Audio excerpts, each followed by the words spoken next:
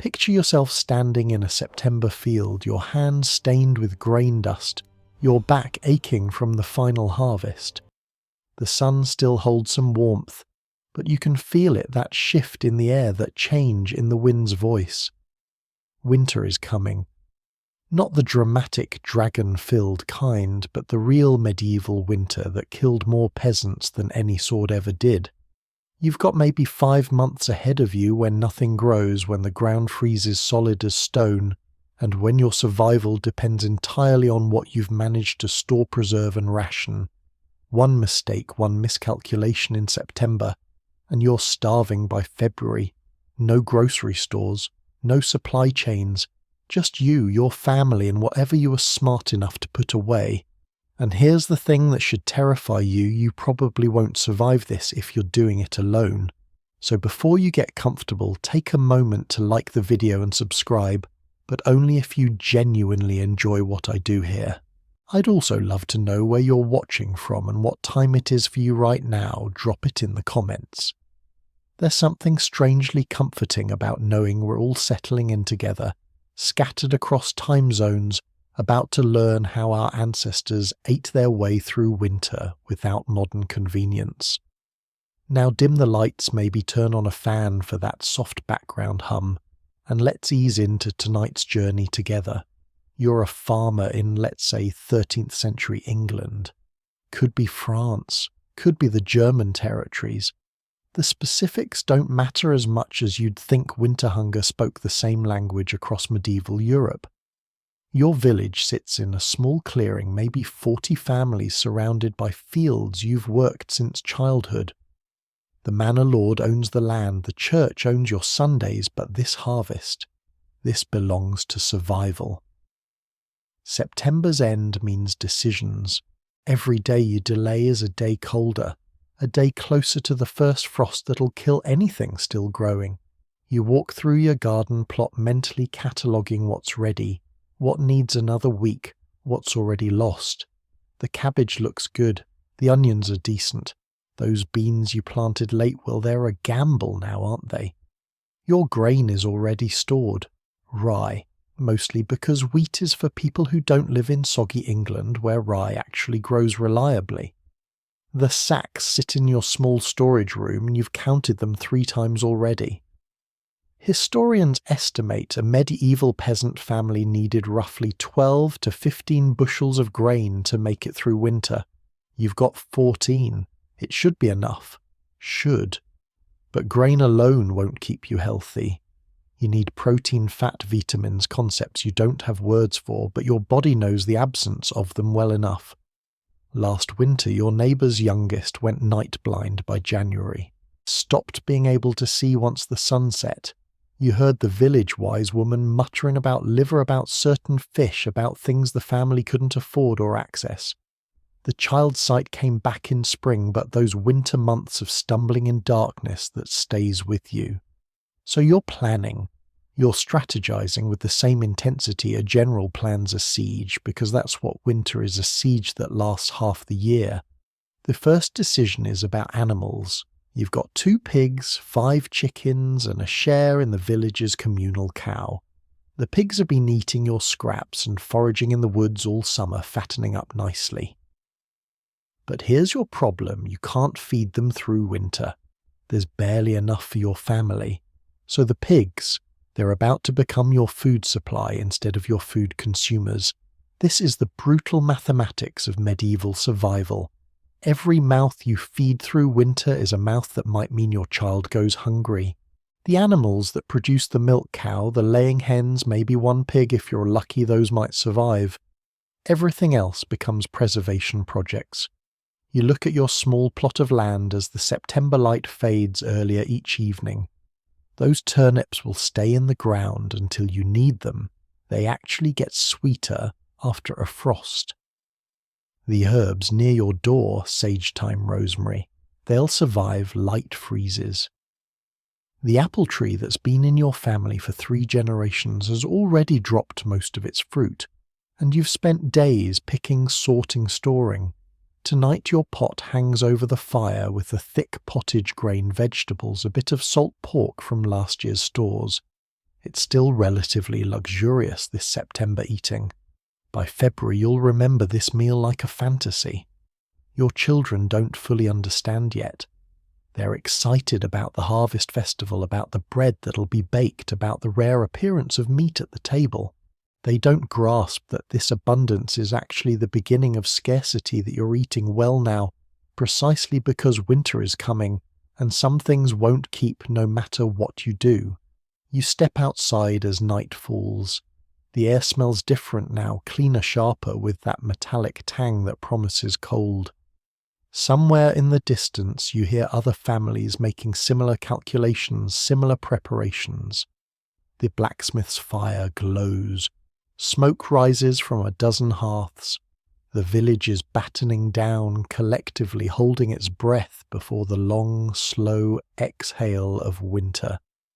The killing begins in late September, and your hands will be red for days. This isn't cruelty, it's calculation. You stand in your small yard with a sharp blade looking at the 2 pigs you've raised since spring. They grunt and snuffle, completely unaware that today is the day their purpose gets fulfilled. One will die today.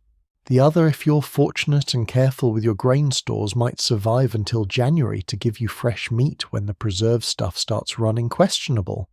Your neighbour is doing the same. So is the family across the village path. By nightfall, the whole settlement will smell like blood and wood smoke, and this scent, you'll remember it every September for the rest of your life. It's the smell of survival being earned. Here's what most people don't understand about medieval meat consumption. You ate more of it in autumn than any other time of year, not because you were wealthy, but because you had no choice. Fresh meat spoils. A pig slaughtered in September can be eaten fresh for maybe 3 days if you're quick and the weather cooperates. After that, it's preservation time or maggot time, and maggots don't care about your winter nutrition plans. So you kill the pig quickly, one good cut if you know what you're doing, which you do, because you've been watching this ritual since childhood. The blood drains into a bucket, because nothing, absolutely nothing, gets wasted. That blood will become blood sausage mixed with oats and fat, a dense iron-rich food that'll keep you standing upright when February tries to knock you down. The butchering is a family affair. Your wife is already boiling water. Your oldest child sharpens the secondary knives. Even the youngest has a job keeping the dogs away, because your half-starved hunting dogs would absolutely steal this meat if given half a chance, and you can't afford that loss. You work methodically. The hide comes off first, it'll be scraped, cured, used for a dozen purposes. The organs next, and here's where your knowledge separates you from starvation. The liver goes into tonight's meal because it won't keep. The heart, kidneys, tongue, these are delicacies that'll be eaten within days. The intestines get cleaned meticulously because they'll become sausage casings, and a torn casing means spoiled meat later. The actual meat gets divided by preservation method. The best cuts, the hams, the shoulders, these are for serious preservation. They'll be dry salted or brined, then hung in your small smokehouse. Some families smoke for weeks, others prefer heavy salting. Historians still argue whether medieval smoking was primarily for preservation or flavour, but honestly you don't care about the distinction, you just know it works. The fattier pieces become lard rendered down in your largest pot over careful heat. This fat is currency. It's calories when you have nothing else. It's cooking medium. It's lamp fuel if things get desperate. You skim and store every precious bit. Here's the dark arithmetic. 1 pig properly butchered and preserved represents maybe 2 to 3 months of occasional meat for a family of 5. That's why you're looking at your second pig with such conflict. Keep it alive and hope your grain stretches to feed it. Or kill it now and have more certain meat stores but no backup plan. Most families hedge, they keep 1 pig alive as long as possible, usually slaughtering it around Christmas or Epiphany, when the cold is reliably freezing and meat will keep longer even without salt. The wealthy keep more animals through winter because they can afford to feed them. You are not wealthy. Your chickens present a different calculation. They're smaller, they lay eggs, and they can partially feed themselves by scratching around the village. The rooster is aggressive and mostly useless once breeding season ends, so he's destined for the pot within weeks. But those 5 hens, they're staying alive because eggs. Even the reduced winter production of maybe 1 egg per week per hen represent protein. You didn't have to slaughter an animal to get. The village shares some animals communally. There's usually a Martinmas slaughter, the Feast of St. Martin in November, when the community kills cattle too old to work or too expensive to winter. The meat gets distributed according to complex village hierarchies you've navigated your whole life. You'll get your share, probably a few pounds of beef, and you'll preserve that too. But here's what keeps you up at night. Other families are making different choices. Your neighbour with 6 children is slaughtering both pigs now, because feeding that many mouths means certainty matters more than backup plans. The widow down the path has no pig at all. She's depending on chickens, stored grain and community charity. The miller, because he controls the grain grinding, somehow always seems to have more meat than makes sense. But you don't ask questions about that. You work into the evening, your hands cramping from the repetitive cutting, your back aching. The meat hangs in strips, already beginning its transformation from fresh to preserved. Tomorrow you'll start the real smoking. Tonight you'll eat fresh pork, a feast by any measure, because this is the last fresh meat you'll taste until spring, unless something goes very right or very wrong.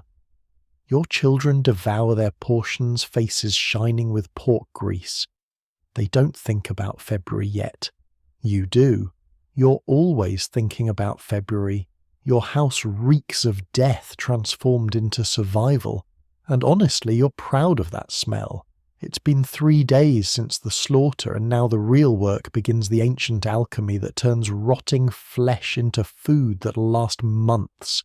You stand in your small smokehouse, really just a shed with a dirt floor and a controlled fire pit, and you're about to spend the next 2 weeks essentially becoming a smoke-flavoured human yourself. Salt is your first weapon against decay. Not just any salt, you need quantity, and quantity means cost. A peasant family might spend a significant portion of their annual cash income on salt alone. You've been saving for this since spring trading labour eggs, anything to accumulate enough. Some comes from coastal evaporation pans, some from inland salt mines, and it all costs more than seems reasonable until you remember that without it your family starves. You rub salt into every surface of the pork shoulders, working it deep into the flesh.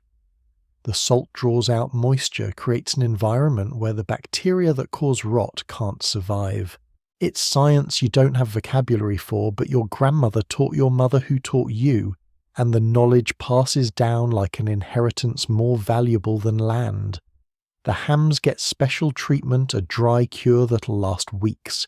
You pack them in salt, literally bury them in it, and stack them in the coolest corner of your storage room. Every few days you'll check them, drain off the liquid they release, repack with fresh salt. It's labour-intensive, it's expensive, it's absolutely necessary. But salt alone won't carry you through winter. That's where smoke enters the story. Your smokehouse fire uses green wood, never dry. Oak is traditional apple wood, if you can get it, sometimes beech. The wood smoulders rather than flames, producing thick, steady smoke that'll wrap around your hanging meat. For days, sometimes weeks.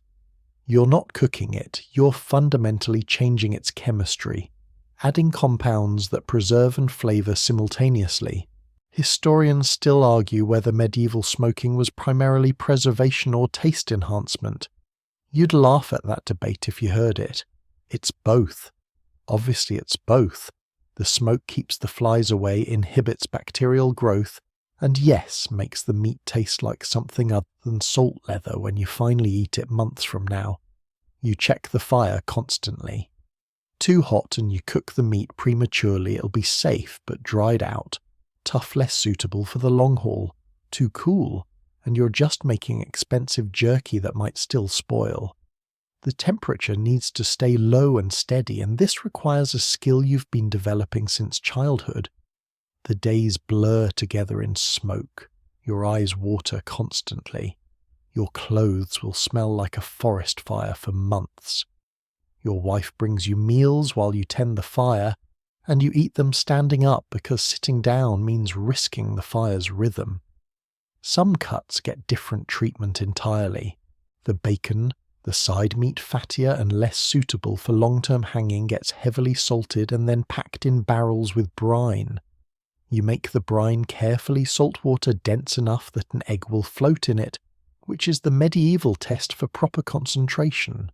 No thermometers, no measuring cups, just an egg bobbing on the surface, telling you the chemistry is right. The sausages are your gamble. You've mixed the scraps, the bits too small to cure individually the organs, the blood with oats, herbs, more salt than seems reasonable, and stuffed it all into cleaned intestines. These will hang in the smokehouse too, slowly, drying, slowly transforming. Some will spoil anyway. You accept this. You've built spoilage into your calculations. Here's what's fascinating: different regions had wildly different preservation techniques. In Scandinavia, they buried meat in whey.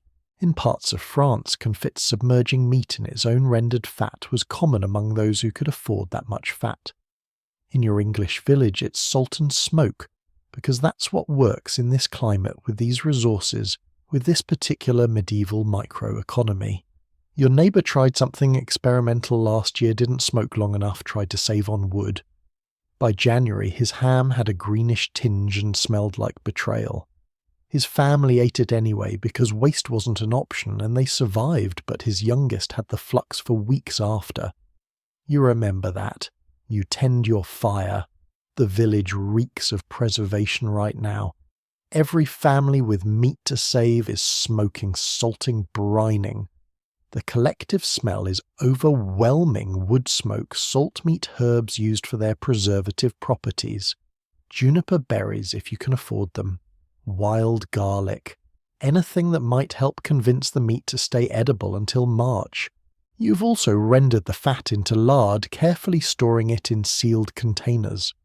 This white gold will cook your vegetables, provide calories when nothing else is available, and in desperate times can be eaten straight on bread. It sounds disgusting until you're hungry enough, and trust this, you'll get hungry enough. The process takes about 2 weeks for full preservation.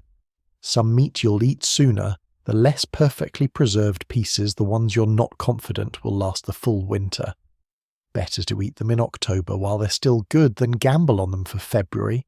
By the time you're done, you'll have perhaps 80 pounds of preserved pork from one pig. 80 pounds to stretch across 5 months for a family of 5. Do that math, it's not much per person per day.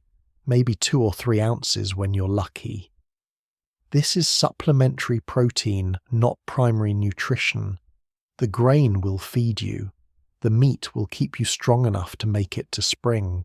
You step out of the smokehouse as the sun sets your skin tight with dried sweat and smoke residue. The meat hangs behind you like a promise, slowly becoming something that defies nature's intent to reclaim all flesh. Beneath your house, in the cold darkness under the floorboards, lies a secret garden that never sees sunlight. Your root cellar isn't elaborate. You're not wealthy enough for stone-lined chambers with perfect drainage. It's essentially a pit dug about 6 feet deep, lined with whatever stones you could gather, covered with boards and thatch to insulate it from the worst cold.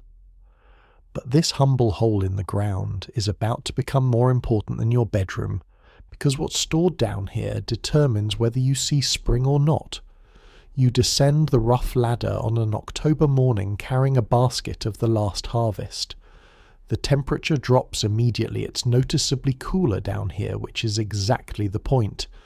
Too warm and everything rots. Too cold and everything freezes. You're aiming for that perfect zone where vegetables enter a kind of suspended animation, staying alive but barely lasting months instead of days.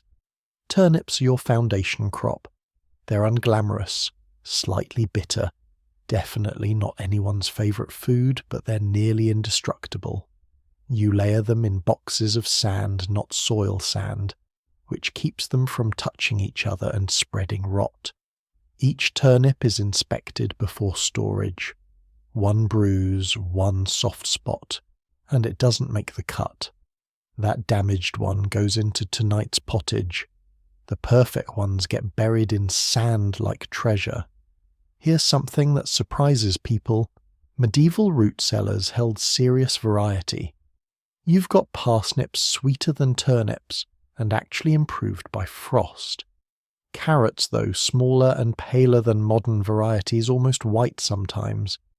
Beets that'll stain your hands purple when you finally cook them in January. Onions and garlic braided together, hanging from the ceiling beams where air can circulate around them.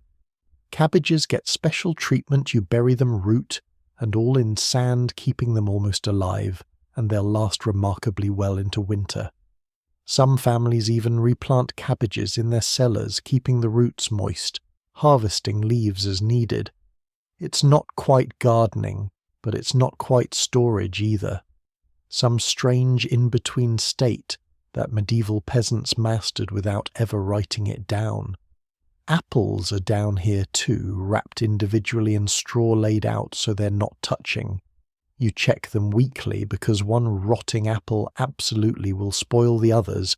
That old saying exists for a reason, and in medieval times it wasn't metaphorical, it was survival instruction. The best keepers are the hard tart varieties. Those sweet apples you ate fresh in September, they'd be mush by November. These hard ones will last until February if you're careful and lucky. Historians estimate a peasant family might store anywhere from 300 to 600 pounds of root vegetables for winter. That sounds like abundance until you calculate it per person per day across 5 months. You're looking at maybe 1 to 2 pounds daily for the whole family. This is your vegetable intake. This is your vitamin C, your fibre, your relief from the monotony of grain and preserved meat. You've also got what you call herbs, but what are really survival vegetables, leeks that'll stay good for months, especially if you keep some packed in the cold ground outside. Jerusalem artichokes are a relatively new crop in some regions, which store themselves underground, and you just dig them up as needed. Wild garlic you harvested and dried hanging in bundles. The cellar organization is precise. Families develop systems passed through generations. Root vegetables toward the back where it's coldest. Apples where you can check them easily. Onions high and dry. Squash if you manage to grow any on shelves where air circulates. Everything positioned to maximize its keeping time. But here's the psychological weight of the root cellar. Every time you descend that ladder, you're watching your winter supply diminish. In October, it's full, abundant, almost overwhelming. By January, there are visible gaps. By March, you're counting individual turnips, rationing them like gold, making decisions about whether today's soup gets 2 turnips or 1. Some vegetables surprise you with their longevity. Parsnips seem to last forever if kept properly. Others betray you. You think they're fine, pull one out, and it's soft rotten from the inside out. You learn to check carefully, to trust nothing, to always have a backup plan for the backup plan. Your cellar also stores things that aren't quite food, but aren't quite not food. Medicinal roots, valerian, comfrey, things the village-wise woman taught you about. Seed grain for spring planting, kept separate and sacred because eating your seed grain means you've given up on next year. Chestnuts, if the harvest was good. Hazelnuts. Walnuts, concentrated calories that'll supplement the lean weeks. The smell down here is earthy, alive, faintly sweet, with apples and root vegetables slowly breathing. Because they are breathing, they're still alive, just slowed down, their metabolism reduced to almost nothing in the cold darkness. You're not storing dead things. You're keeping living things in stasis. Water seeps through the walls sometimes. You manage it with channels you've dug directing it away from the stored food. Too much moisture and everything molds. You've seen families lose entire winter stores to mold, and the memory of their hungry February keeps you vigilant. You climb back up baskets slightly lighter, having taken what you need for today. Above ground, the October sun feels warm. Below ground, winter is already here, has been here since you dug this hole, will always be here. That's the strange truth of the root cellar. It exists in permanent autumn, holding time still while the world above cycles through seasons. Your children don't love turnips. They'll love them less by February. But come March, when the stores are nearly gone, and the ground above is still too frozen to plant these ugly roots, will taste like hope. The sacks of grain stacked in your storage room represent something more fundamental than food. They're the difference between life and death measured in bushels. You run your hand through the rye, feeling the kernels slip between your fingers. This grain is your caloric foundation, your survival baseline, the thing that'll keep your heart beating when everything else runs out. A medieval peasant might consume something like 2 to 3 pounds of grain per day, eaten as bread porridge, or added to that eternal pot of pottage. That's roughly 75% of your total calories coming from these humble seeds. Rye is your reality. Wheat is your fantasy. Here's the class distinction written in grain nobles eat wheat bread white and fine. You eat rye bread dark and dense with the distinctive sour tang that comes from the wild yeasts that ferment it. Rye grows where wheat won't, in your cold, damp English soil, in fields that'd laugh at delicate wheat. It's hardier, more reliable, and substantially less prestigious. You don't care about prestige. You care about survival. But you don't eat only rye. You've also got barley, which makes a serviceable bread, though it's better in pottage, or brewed into ale. Oats, which most of England considers animal feed, but which the Scots apparently eat with enthusiasm, and honestly, their porridge isn't terrible when you're hungry enough. The oats will mostly go to your remaining pig if it survives that long, and to thickening soups when you need bulk without substance. The storage matters enormously. Your grain sits in sacks made from rough cloth, stacked off the ground on wooden pallets to keep moisture from seeping up. The room is as dry as you can make it, though medieval dry is relative. There's still dampness in the air, still the constant threat of mold rats and weevil infestation. Weevils are your tiny, persistent enemies. These beetle larvae will absolutely infest your grain if given the chance, and there's no perfect defense. You check regularly, sifting through the grain looking for the telltale holes and waste. Some families use herbs, wormwood bay leaves, believing they repel insects. Does it work? Historians still argue about medieval pest control effectiveness. You use the herbs anyway, because doing nothing feels worse. Mice and rats are bigger problems with more dramatic solutions. You need cats and not as pets as working members of your household economy. A good mouser is worth feeding through winter, because one rat family can destroy pounds of grain per week. You've seen it happen. Your neighbour 2 years ago lost nearly a quarter of his stores to rats, and his family paid for that loss in their bodies by spring. Here's the math that keeps you awake. 12 bushels of rye, about 672 pounds of grain, needs to feed 5 people for approximately 5 months. That's roughly 150 days. You're looking at 4.5 pounds of grain per day for the entire family, which breaks down to not quite a pound per person daily. And remember, this is your primary food source. There's not much margin for error, spoilage, or sharing. The grain gets processed constantly. You can't eat raw kernels, they're too hard, indigestible, essentially useless without processing. So you grind it, And here's where the feudal system reaches into your daily survival. The lord owns the mill. You're required to use his mill. He takes a portion of your grain as payment, maybe a tenth, maybe more, depending on local custom and how greedy he's feeling. Some families risk using hand mills at home, grinding small amounts with stones, avoiding the mill tax. This is often illegal. The lord considers it theft of his milling rights. You've heard of families being fined, punished, but you've also seen your neighbour's wife grinding grain by hand after dark, and you've never mentioned it to anyone. The bread you bake from this rye is dense, dark, sour, and incredibly filling. It's nothing like modern bread. There's no refined flour, no commercial yeast making it fluffy and light. This bread is substantial enough to be almost filling on its own, which is good because sometimes it has to be.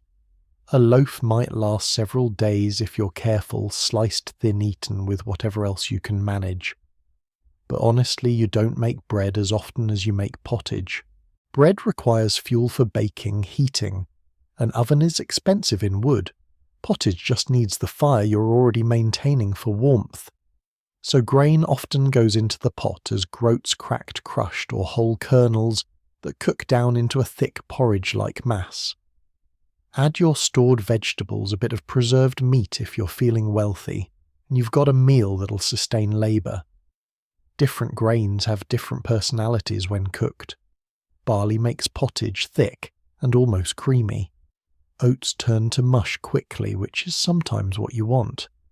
Rye stays chewier, more distinct. You vary them partly for nutrition, partly for sanity, because eating the same thing daily for 5 months will break your spirit before it breaks your body.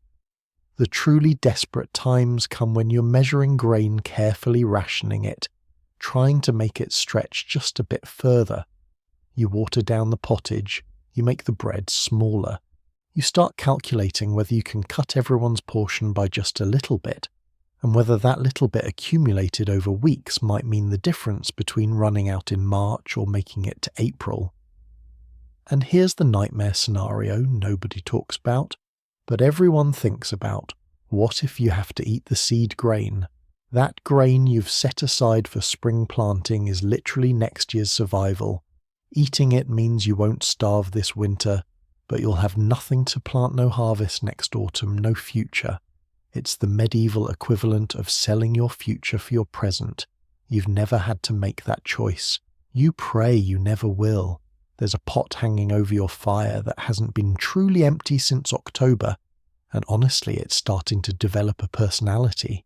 This is your pottage pot, a heavy iron cauldron that sits on a hook above the constantly burning hearth, and it's the most important object in your house after the roof itself. Every morning you add to it. Every evening you ladle from it. It's never completely cleaned out, never scraped to bare metal, because that would mean starting over, and starting over wastes fuel, time, and most importantly, the accumulated flavour of weeks. Think of it as a living thing that you feed and that feeds you in return. Today's addition: water from the well, a handful of barley, 2 turnips chopped rough, some wilted cabbage leaves, a piece of salt pork the size of your thumb, for flavour more than substance. You stir it into yesterday's remains, which were built on the day before's remains, which were built on the foundation you started when the weather first turned cold. The result is a thick, brownish, deeply savoury porridge that tastes like survival itself. Pottage is the default meal for medieval peasants. Not bread is actually more expensive in terms of fuel cost. Not roasted meat, you're not a lord. Pottage, always pottage. The word itself just means something from a pot, and that vagueness is part of its genius. Pottage can be anything. Pottage adapts. Pottage is forgiving. The base is always grain, barley, oats, rye, groats, whatever you've got. The grain cooks down into the liquid, thickening it, creating substance. Then you add whatever else exists, roots from the cellar, dried peas, or beans, chunks of preserved meat on good days, just herbs and onions on bad days. The pot simmers for hours, sometimes all day, the ingredients breaking down and melding together into something greater than their parts. Here's what fascinates food historians: pottage varied wildly by season and status. Early winter pottage, when stores were fresh, might be almost luxurious, thick with vegetables flavoured with meat enriched with peas. Late winter pottage became increasingly thin, increasingly grain-forward, increasingly dependent on whatever you could scrape together.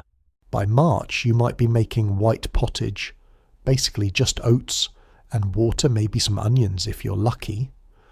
The pot itself never moves far from the fire. Moving it risks spilling, and spilling means lost food and a burned floor. So it stays, and the fire stays lit beneath it, and this arrangement structures your entire day. You wake to the pot. You stir it periodically while doing other work. You eat from it when hunger demands. You sleep near it for warmth. Your family gathers around this pot like it's an altar, because in a way it is. You ladle the pottage into wooden bowls. Everyone gets roughly equal portions, though you'll give slightly more to whoever's doing the heaviest labour. Your husband working in the cold fields gets more. Your oldest child helping with winter tasks gets more. The youngest gets less, not from cruelty but from calculation about who needs calories for physical survival versus growth. You eat it with spoons carved from wood, or sometimes you just drink it directly from the bowl. There's no ceremony, there's no presentation. It's hot, it's filling, and it's keeping you alive. On good days you might have bread to dunk in it, the bread soaking up the liquid, becoming soft and edible for those with bad teeth, which is almost everyone over 40. The flavouring is basic but intentional. Salt, always salt when you can afford it. Herbs from your summer drying, thyme, sage, whatever, survived. Onions and garlic are miracle workers, transforming bland grain mush into something that at least tastes like food. On feast days or Sundays, you might add a precious egg stirred in to enrich the whole pot. Peas and beans, when you have them, transform pottage from fuel into something approaching nutrition. Dried since autumn, they need long cooking, but they add protein bulk and a different texture. A pottage thick with peas and barley, maybe with a ham bone for flavour, is a meal you'd actually look forward to rather than simply tolerate. But here's the reality check. By February, you're getting tired of pottage. The sameness starts to weigh on you. Your children complain, well, the older ones do, until you remind them that complaining doesn't create different food. You're tired of it too. You're tired of the same bowl, the same spoon, the same thick beige-brown substance that tastes vaguely of whatever you manage to throw in. Yet you keep eating it because the alternative is hunger, and you've known hunger, and pottage beats hunger every single time. Different families develop signature pottages based on their particular circumstances and traditions. Your neighbour somehow makes hers taste better. Despite having similar ingredients, you suspect she's hoarding a spice you don't know about. The widow's pottage is notoriously thin, and the village quietly ensures she gets invited to share meals elsewhere. The miller's pottage is suspiciously rich, but again, you don't ask questions about the miller's food sources.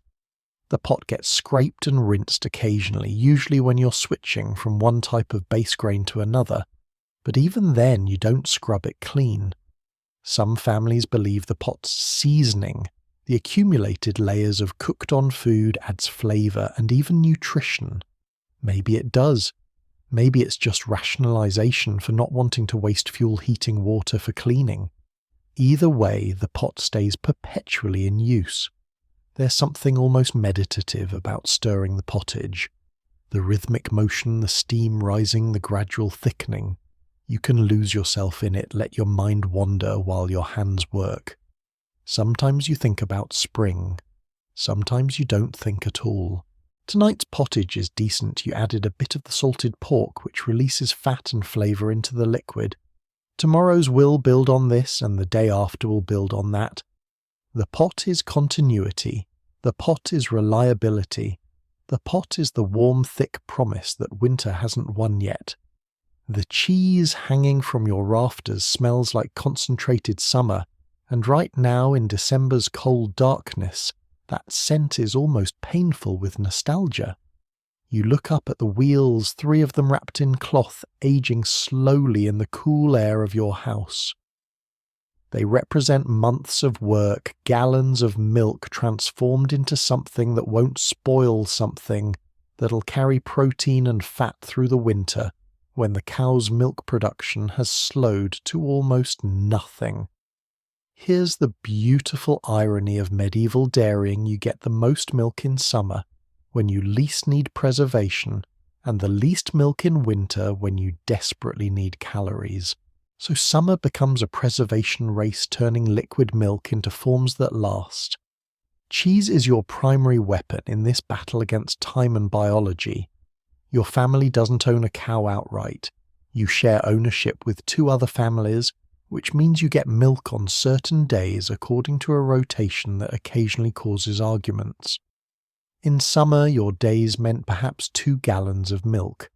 Now in winter, you're lucky to get a quart, and even that's generous.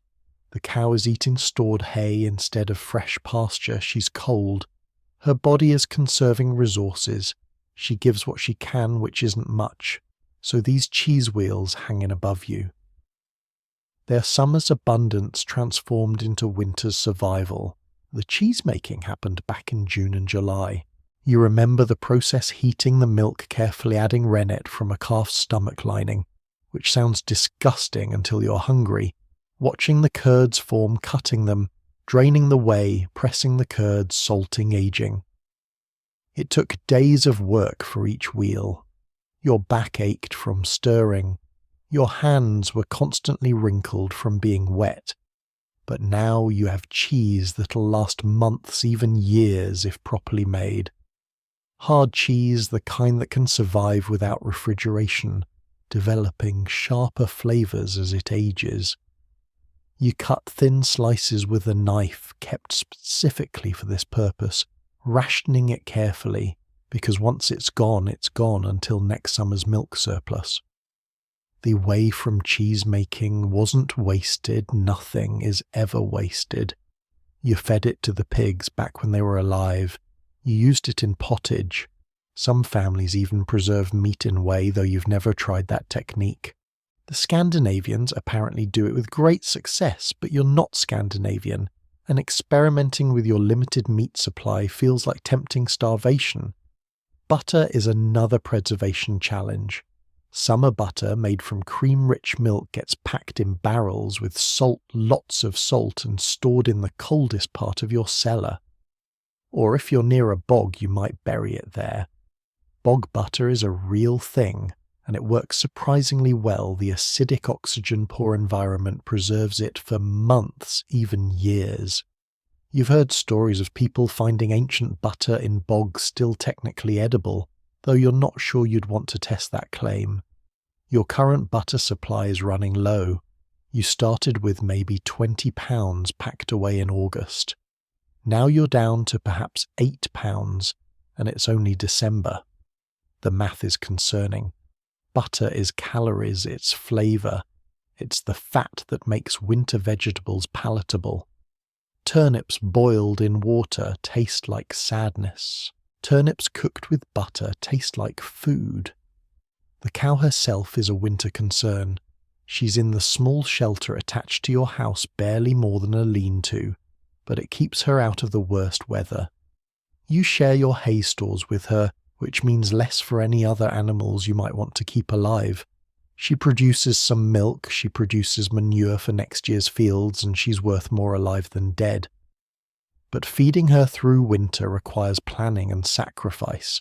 Some families don't manage it. They slaughter their cows in autumn, preserve the meat, and hope to buy or trade for a new cow in spring. It's a gamble. Cows are expensive. What if you can't afford one next year? Then you're buying milk at premium prices or doing without, and without dairy, your family's nutrition suffers notably. Milk, when you do get it fresh in winter, is precious. A cup of warm milk is a luxury given mostly to children or the sick. The rest goes into the pottage, enriching it, adding fat and protein. Or it becomes a thin cheese that'll be eaten within days, not for long storage, just for immediate use. Here's something that surprises people. Medieval peasants often had better dairy access than later historical periods. The enclosure movements, the shift to different farming systems, actually reduced small-scale dairy farming in many regions. Your medieval village with its communal cow ownership and shared pastures represents a kind of dairy democracy that won't last. You also have eggs, theoretically. Your chickens are laying less now, cold weather, and shorter days reduce production dramatically. In summer, you might get 4 or 5 eggs daily from 5 hens. Now maybe 1 egg every 2 or 3 days if you're lucky. Those eggs are treasured, eaten fresh when they appear like little miracles of protein. There's no way to preserve eggs long-term with your resources. Wealthy households use techniques like coating them in fat or storing them in lime water. You just eat them when they appear and do without when they don't. The children ask about milk sometimes, remembering summer when they could drink it more freely. You water it down when you have it, making it stretch further, which reduces its richness, but increases the number of people who get some. Fair distribution matters. Resentment in a small house during a long winter can be more dangerous than hunger. You cut another thin slice of cheese, adding it to tonight's pottage. The wheel is noticeably smaller than when winter began. By March, it'll be gone. The other wheels will follow. You'll stretch them as far as possible, but there's only so much stretching that cheese allows. The cow shifts in her shelter, making the small sound that means she's settling for the night. You've grown to know her moods, her health, her rhythms. She's not a pet. She's livestock economic necessity, but you've also spent enough time with her that her survival feels personal. Outside winter presses against your walls. Inside the cheese wheels hang like promises that summer existed and will exist again. These sacks of dried peas and beans stacked in the corner of your storage room are easy to overlook. They're not glamorous, they don't smell enticing, they're just beige and brown lumps, but they're quietly preventing your family from wasting away to skeletons by February. You scoop a handful of dried peas, feeling their weight, their hardness. They've been dried since late summer, stored carefully to prevent mold and insects. They look almost like pebbles, and honestly, they're nearly as hard. But soaked overnight and cooked for hours, they transform into something your body desperately needs: protein that doesn't come from expensive animals. Here's the nutritional reality preserved. Meat is rationed carefully. You can't eat it every day or you'll run out. Cheese is limited. Eggs are scarce in winter. So where does your protein come from? These humble legumes. Peas, beans, lentils. They're the difference between maintaining muscle mass and slowly weakening until you can't perform the physical labor that survival requires. Medieval people didn't know the word protein, but they knew empirically that a diet of just grain and roots made people weak and sick. Legumes prevented that weakness. Families that had good bean harvests survived winter better than those who didn't, and everyone noticed even if nobody could explain the biochemistry. Your bean collection is diverse by necessity. Broad beans, sometimes called fava beans, are your staple.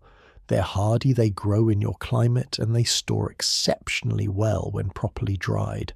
You've also got peas, both the greenfield peas and the smaller, harder grey peas that seem to last forever in storage. Lentils appear in some years, usually traded from someone who had good harvest.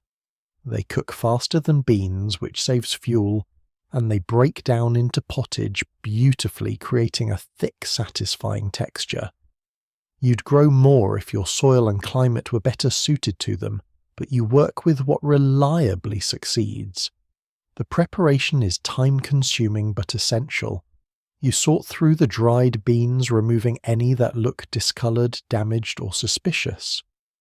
One mouldy bean can affect the others, and you can't afford to lose whole batches. Then you soak them, usually overnight, in cold water, which softens them and reduces the cooking time from impossible to merely long. Come morning, you drain the soaking water and add the beans to your pottage pot with fresh water. They'll simmer for hours, slowly softening, gradually becoming edible. Undercooked beans are not just unpleasant, they're hard to digest and can cause stomach problems you really don't need in winter when every calorie matters. Bean pottage has a particular character, earthier than grain pottage, more filling somehow with a texture that feels substantial. You add onions, herbs, maybe a piece of salt pork for flavour. The pork isn't meant to be substantial meat, it's a flavouring agent, a bit of fat and salt to make the beans less monotonous. Here's something historians still discuss. How much did medieval peasants understand about food combinations? Did they know that beans and grains together create complete proteins? Probably not in scientific terms, but they definitely knew that bean and barley pottage sustained heavy labour better than either alone. Empirical knowledge developed over generations passed down as tradition rather than science. Your children tolerate beans better than you'd expect. They've never known anything different, so bean pottage 3 or 4 times a week is just normal. It's you who sometimes craves variety, who remembers lean years when beans ran out early, and the last months of winter were notably harder. The storage requirements are simpler than most foods. Beans just need to be dry and protected from pests. They're not vulnerable to freezing like root vegetables, not prone to spoilage like preserved meat. They sit quietly in their sacks, waiting to be needed, requiring minimal maintenance. You check periodically for weevils, but beans are surprisingly resistant. Different beans cook differently, and you've learned their personalities. Broad beans take longest, need the most water, but produce the most substantial result. Small peas cook faster, break down more work, better when you want a smooth, thick pottage. Lentils are almost quick by comparison of an hour or 2 versus 4 or 5 for large beans. The fuel cost is real. Cooking beans for hours means burning wood or peat that could be saved for other purposes. But the nutritional return justifies the expense. You're converting stored summer sunshine, the energy the plants captured, while growing into winter calories that keep muscles working and bodies warm.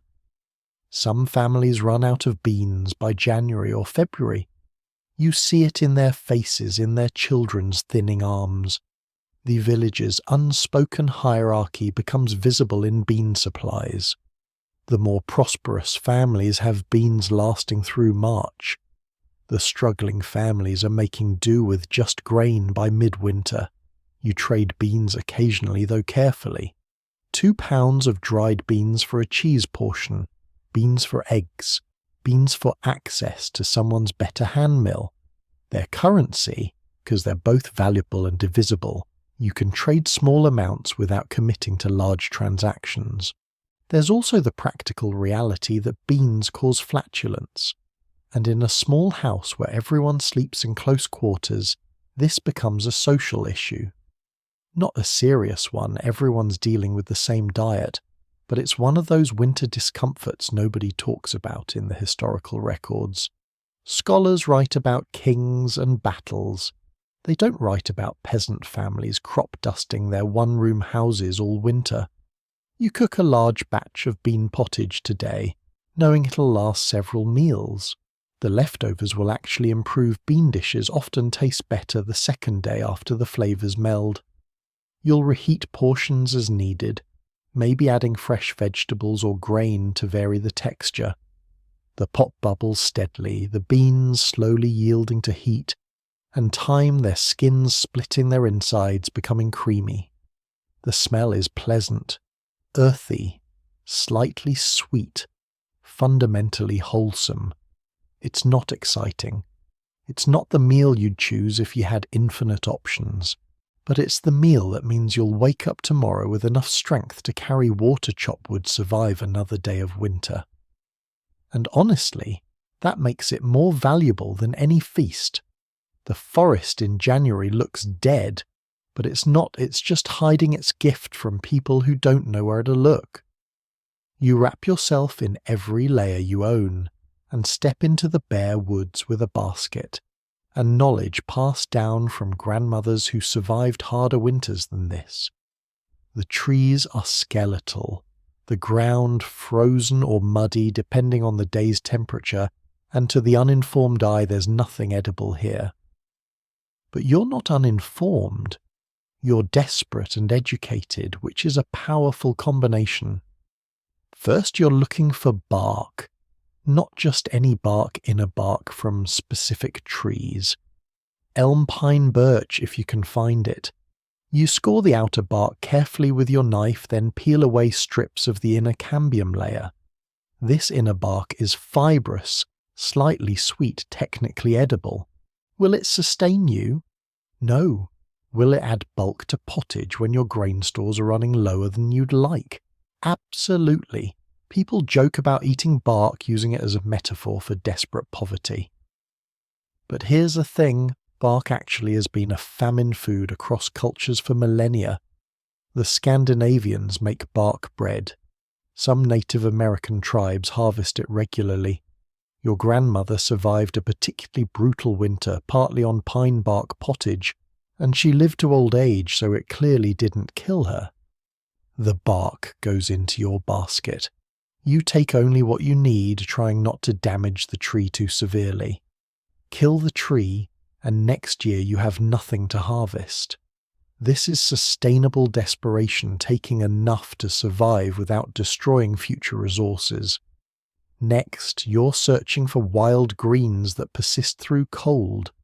Most people assume winter kills all vegetation, but some plants are remarkably hardy. You find chickweed still growing in a sheltered spot near a stone wall. The stones hold warmth from sunny days, creating a microclimate. The leaves are small, tender, and yes, they're edible raw, though you'll cook them because raw vegetables in winter feel dangerous somehow. Dandelion leaves, if you can find them under the leaf litter. They're bitter this time of year, more bitter than summer greens, but bitterness is flavour, and flavour is variety, and variety maintains sanity. You gather what you find, brushing off dirt and dead leaves. Nettles persist in some areas dormant but not dead. Come early spring, they'll be your first fresh vegetable, but even now, if you dig carefully, you might find young shoots underground. The sting doesn't bother you, you've been handling nettles since childhood, and besides, cooking neutralizes the sting. What bothers you is how little you find. The forest isn't abundant in January, it's stingy. Here's where knowledge becomes survival, which moss is edible. Not all moss, some is toxic, some is just nutritionally void, but certain types can be added to pottage for bulk, and a slight green colour that makes the meal feel less monochromatic. You scrape some from a north-facing rock, careful to leave enough for regrowth. Wild garlic might still be findable if you remember where it grows and dig through frozen ground. The bulbs are smaller than cultivated garlic, more intense in flavour. A few of these will transform a bland pottage into something that at least tastes like you made decisions about it. You dig carefully, your hands going numb in the cold soil. Rose hips cling to thorny bushes, dried and wrinkled, but still present. You gather them carefully, avoiding the thorns. These will be boiled into a tea or added to stews. Are they nutritious? Modern science would tell you they're absurdly high in vitamin C, preventing scurvy. You just know that the old women say rosehip tea keeps winter sickness away, and you trust the old women because they survived to become old. Nuts are mostly gone, squirrels and birds claimed them months ago, but occasionally you find a forgotten cache. A few hazelnuts under leaves overlooked by wildlife.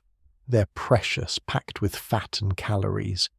You eat one immediately, the rich oiliness almost shocking after weeks of lean eating, then save the rest for your children. Tree fungi appears on dead wood. Some varieties are edible, some are deadly, and knowing the difference is literally life or death. You take only the ones you're absolutely certain about. Mushrooms in winter are rare, but woody fungi persist. They're tough, requiring long cooking, but they add earthy flavour and some nutrition to the eternal pottage. Pine needles can be made into tea, not delicious but drinkable, and it provides something other than water or weak ale to consume. The flavour is resinous, sharp, oddly refreshing. You gather a bundle to dry near the fire. Here's the reality check: you're spending hours in freezing weather for perhaps 2 pounds of foraged food. The caloric expenditure of foraging might exceed the caloric gain. But it's not just about calories, it's about vitamins, variety, and the psychological benefit of active survival, rather than passive consumption of dwindling stores. Other villagers are out here too, searching the same forest. You nod to a neighbour digging for something near a stream. Neither of you shares your exact locations. Foraging spots are jealously guarded knowledge. That patch of persistent greens, that's your family's secret. Her mushroom log, that's hers. The village's old healer knows things you don't. She gathers materials you wouldn't recognize: roots, bark from specific trees, dried seed heads. Some is medicinal, some is food, some is both. You've tried to learn from her, but she's selective about sharing knowledge. Fair enough, knowledge is power, especially when that knowledge prevents starvation. You return home after several hours, your basket modestly filled. Your hands are numb, your feet are cold, and you've gathered perhaps enough to supplement 2 or 3 meals. It's not much. But it's something that wasn't in your house when you left, and something is always better than nothing. Your children eye the basket with curiosity and mild disappointment. They were hoping you'd found something exciting. Bark and moss aren't exciting. But cooked into tonight's pottage, adding green colour and unfamiliar flavours, they make the meal feel less repetitive. The forest hasn't given you abundance, but it's given you enough to continue. In winter, enough is a victory. The barrel of ale in your corner isn't about getting drunk, it's about staying alive, and that distinction matters more than you'd think. You dip your wooden cup into the barrel, drawing out a portion of the thin, slightly sour liquid that's been a daily staple since you were old enough to hold a cup. This isn't the strong ale that appears at festivals or celebrations. This is small ale, weak ale, everyday ale, low in alcohol, high in calories, and most importantly, safer than water. Here's what modern people struggle to understand. You don't trust water. Your well water might be fine, or it might carry the flux that killed your neighbour's child 2 years ago. River water is definitely suspect. You've seen what gets thrown in rivers. Even rainwater collected in barrels can turn foul. But ale is boiled during brewing, which kills whatever invisible demons cause sickness, and the fermentation adds another layer of protection. So you drink ale. Your children drink ale watered down for the youngest ones. Your pregnant neighbour drinks ale. The village priest drinks ale. Everyone all the time drinks ale, probably a gallon or more per person per day when you account for everyone's consumption. The brewing happened throughout autumn, a constant cycle of production to build up winter stores. You and your wife work together soaking grain, usually barley, letting it sprout, drying it, crushing it, boiling it with water and herbs. The liquid cooled, you added yeast. Though you don't call it that, it's just the foam from the last batch, or the mysterious substance that appears when you leave the mixture alone and fermentation began. The brewing process took days. You needed fuel for boiling lots of fuel. You needed vessels large enough to hold gallons of liquid. You needed space and time and constant attention to prevent spoilage. But the result was winter's most essential beverage. Your ale barrels hold perhaps 50 gallons total. Sounds like abundance, until you calculate daily consumption for 5 people across 5 months. You're looking at about 1/3 of a gallon per person per day, and even that's stretching it. The math is always concerning. The flavour is nothing like modern beer. It's cloudy, yeasty often, slightly sour, flavoured with herbs rather than hops. Groot is the traditional mixture, including yarrow, wild, rosemary, mugwort, whatever grew locally, and added bitterness to balance the grain sweetness. Some regions use hops which are becoming more popular, but tradition dies hard, and your family uses the herb blend your grandmother used. The alcohol content is low, maybe 2 to 3%, enough to provide mild preservation and slight psychoactive effect, but not enough to impair function. You're not drunk. You're slightly buzzed all the time, which honestly makes winter more bearable.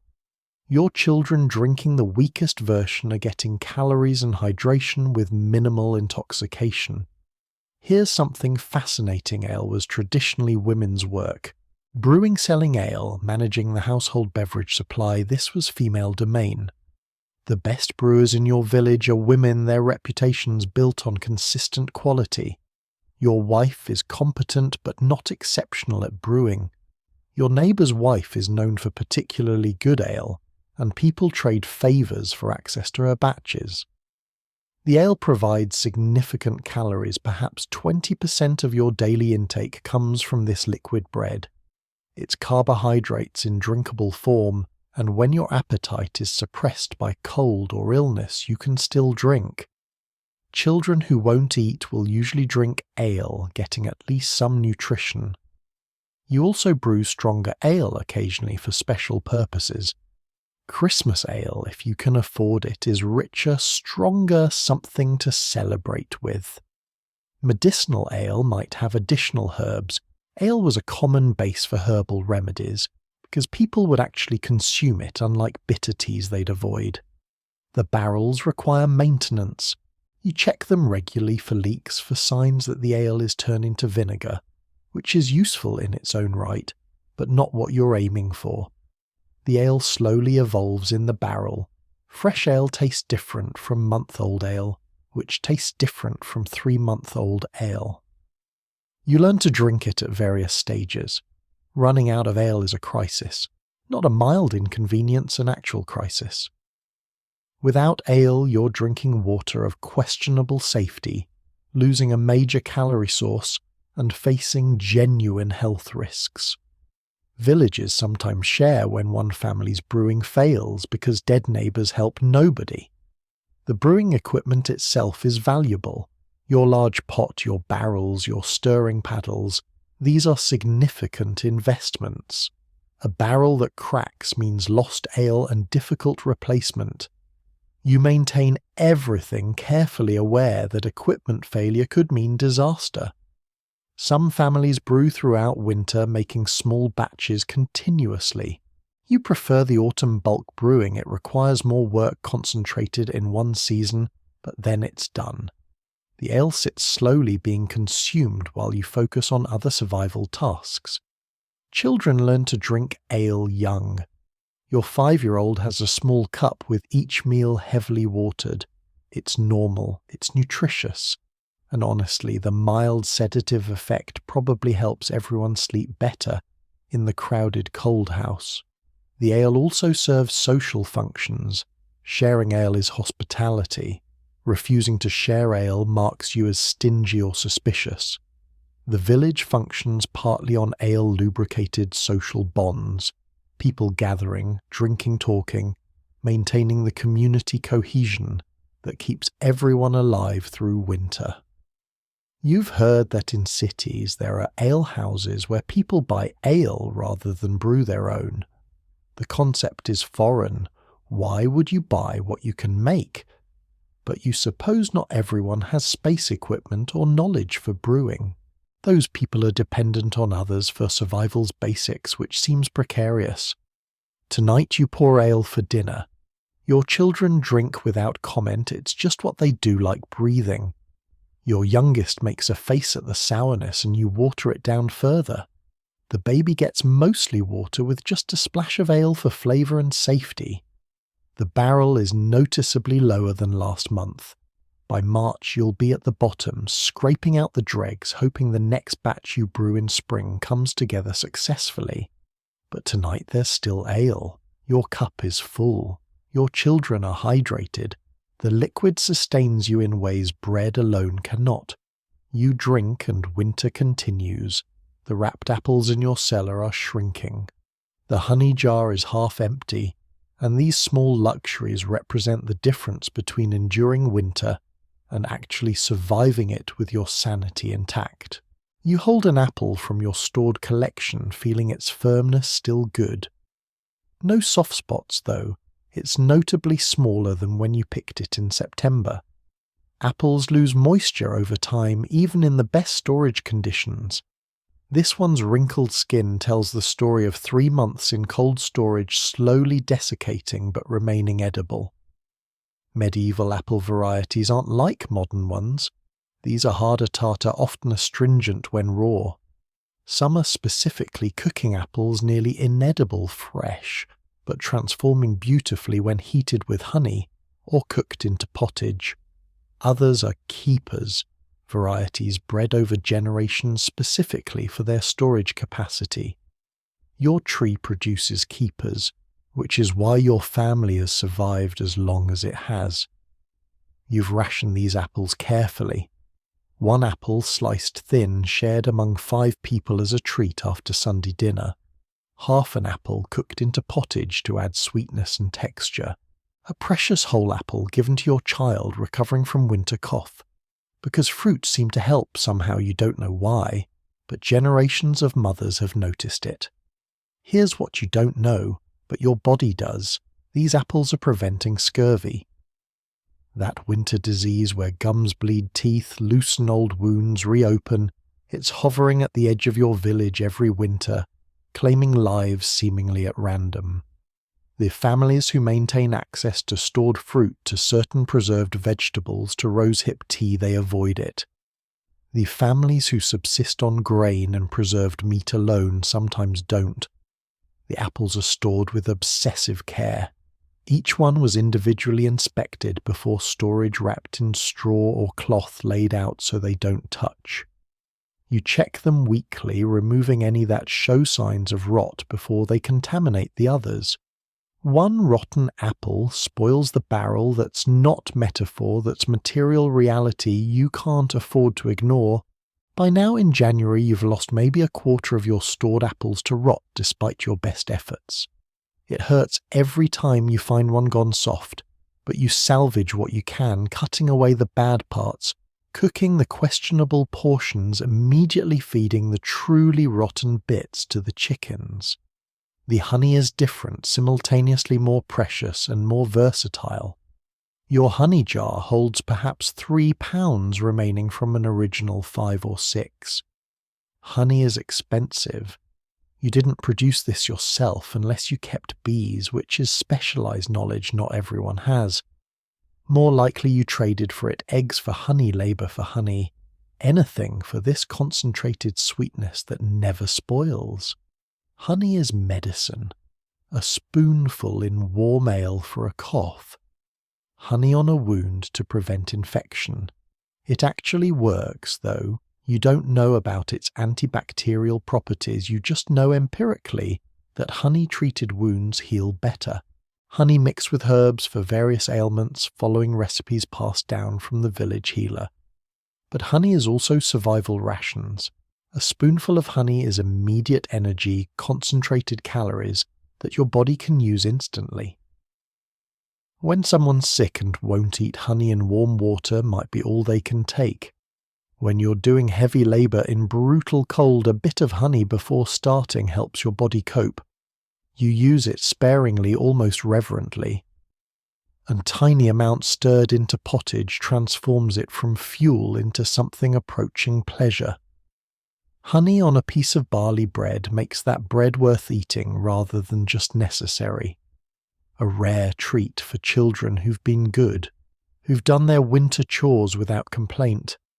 The honey jar's decreasing level haunts you slightly.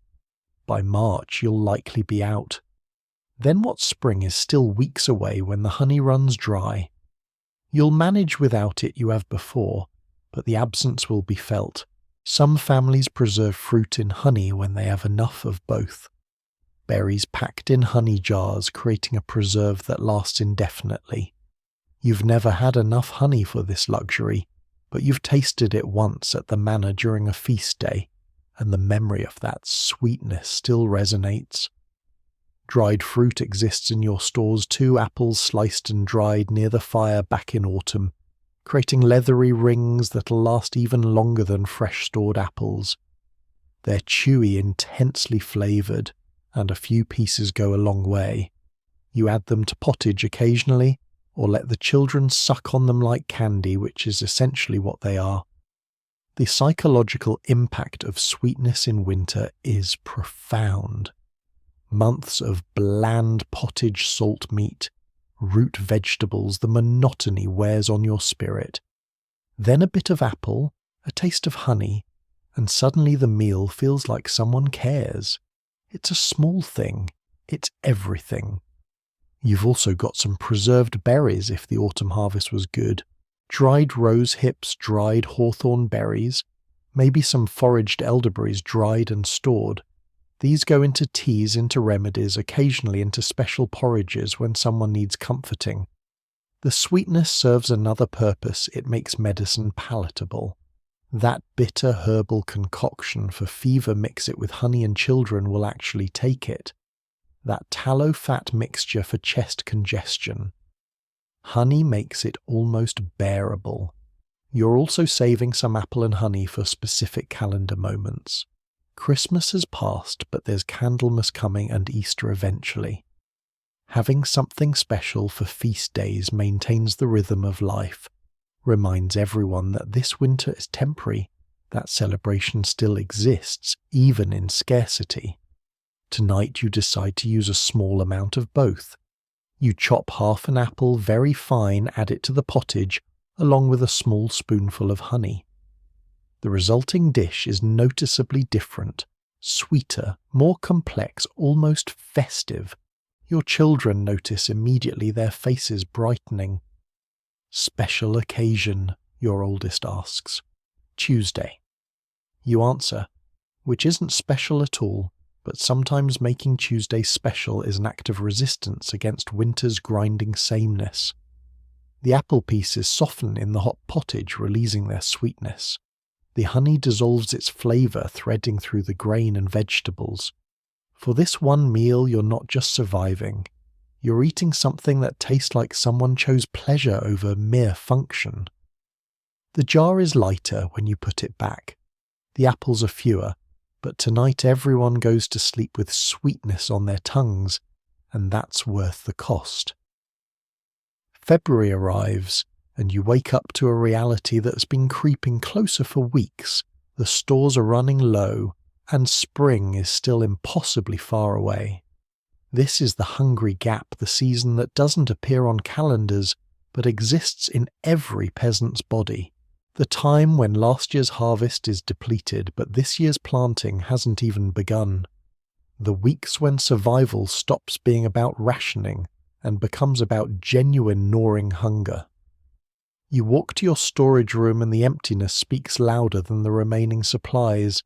The grain sacks that were plump and numerous in October now slouch against the wall, maybe a third of their original number. You've been careful, you've been disciplined, but 5 months of feeding 5 people has undeniable mathematics, and the math is telling you that March will be difficult. The root cellar is even more stark. Gaps appear where turnips and parsnips once filled boxes. The remaining vegetables are the dregs, the smallest ones, the slightly suspicious ones. You've been avoiding the ones you're now grateful to have. You count them mentally, maybe 3 weeks of vegetables at current consumption rates. Maybe 4 if you cut portions. The salt pork hanging in the smokehouse looks lonely. You started with multiple sides, several hams. Now there's 1 ham remaining and it's smaller than you remember. You've been cutting from it all winter. Thin slice by thin slice. Maybe 2 weeks of flavouring left if you're stingy. Then it's just grain and roots. Your cheese wheels are gone entirely. The last one disappeared a week ago, scraped down to the rind, which you then added to pottage because waste is unthinkable. The butter is down to perhaps a pound. You're using it so sparingly now that meals taste increasingly bland. The bean supply is concerning. You've got maybe £10 left when you should have closer to 20 for the remaining time until spring. Someone miscalculated. Maybe you shared too generously with the widow. Maybe the children ate more than planned. Maybe you simply didn't store enough.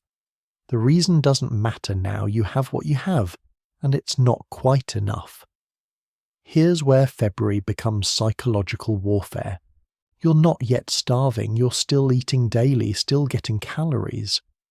But you're eating less than your body wants, less than feels satisfying. You go to bed with your stomach not quite full, you wake up genuinely hungry, rather than just habitually ready for breakfast. The children are noticing. Your youngest asks why the pottage is thinner than it used to be. You explain that spring is coming, that you're being careful with supplies. She's 5, she doesn't really understand, but she accepts it because what choice does she have? Your oldest 12 years old understands perfectly. You see it in his eyes when he looks at the diminishing stores in the way he takes slightly smaller portions, without being asked, in how he never complains about being hungry, even though you know he is. He's becoming a man, which means understanding that complaining changes nothing. The village is collectively in the hungry gap. You see it in everyone's faces, thinner, more drawn, with that slightly hollow look around the eyes. Conversations become shorter, less energetic. People conserve energy because food is insufficient for normal activity levels. Some families are worse off than yours. The family with 7 children is visibly struggling. The youngest ones have that slight belly distension that indicates inadequate nutrition. The elderly couple down the path move slower each day, their bodies betraying them when food becomes scarce. And then there's the unspoken calculation that everyone's thinking about the seed grain. You have approximately 2 bushels set aside for spring planting. This grain is sacred, it's next year's harvest, next autumn's survival. Eating it is unthinkable. Eating it means you have nothing to plant, no crop coming, no future. It's the absolute last resort, the thing you do when the alternative is death. But it's there. You know exactly where it's stored.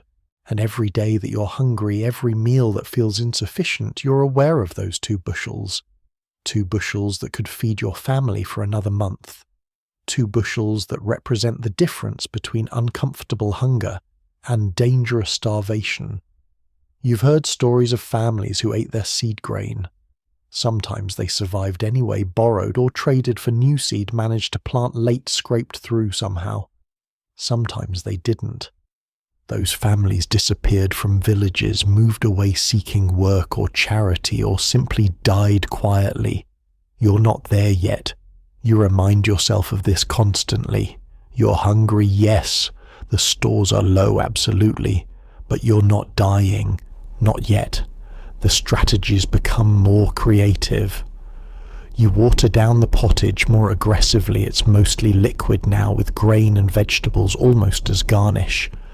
You add bark from the forest moss, anything that creates the sensation of fullness, even without significant calories. You've started thinking about the chickens differently. They're laying almost nothing in February's cold and darkness. They're eating grain that could go to your family. The calculation is grim. Keep them alive, hoping for eggs and next year's breeding stock, or eat them now and have fresh meat for the first time in months. You haven't decided yet.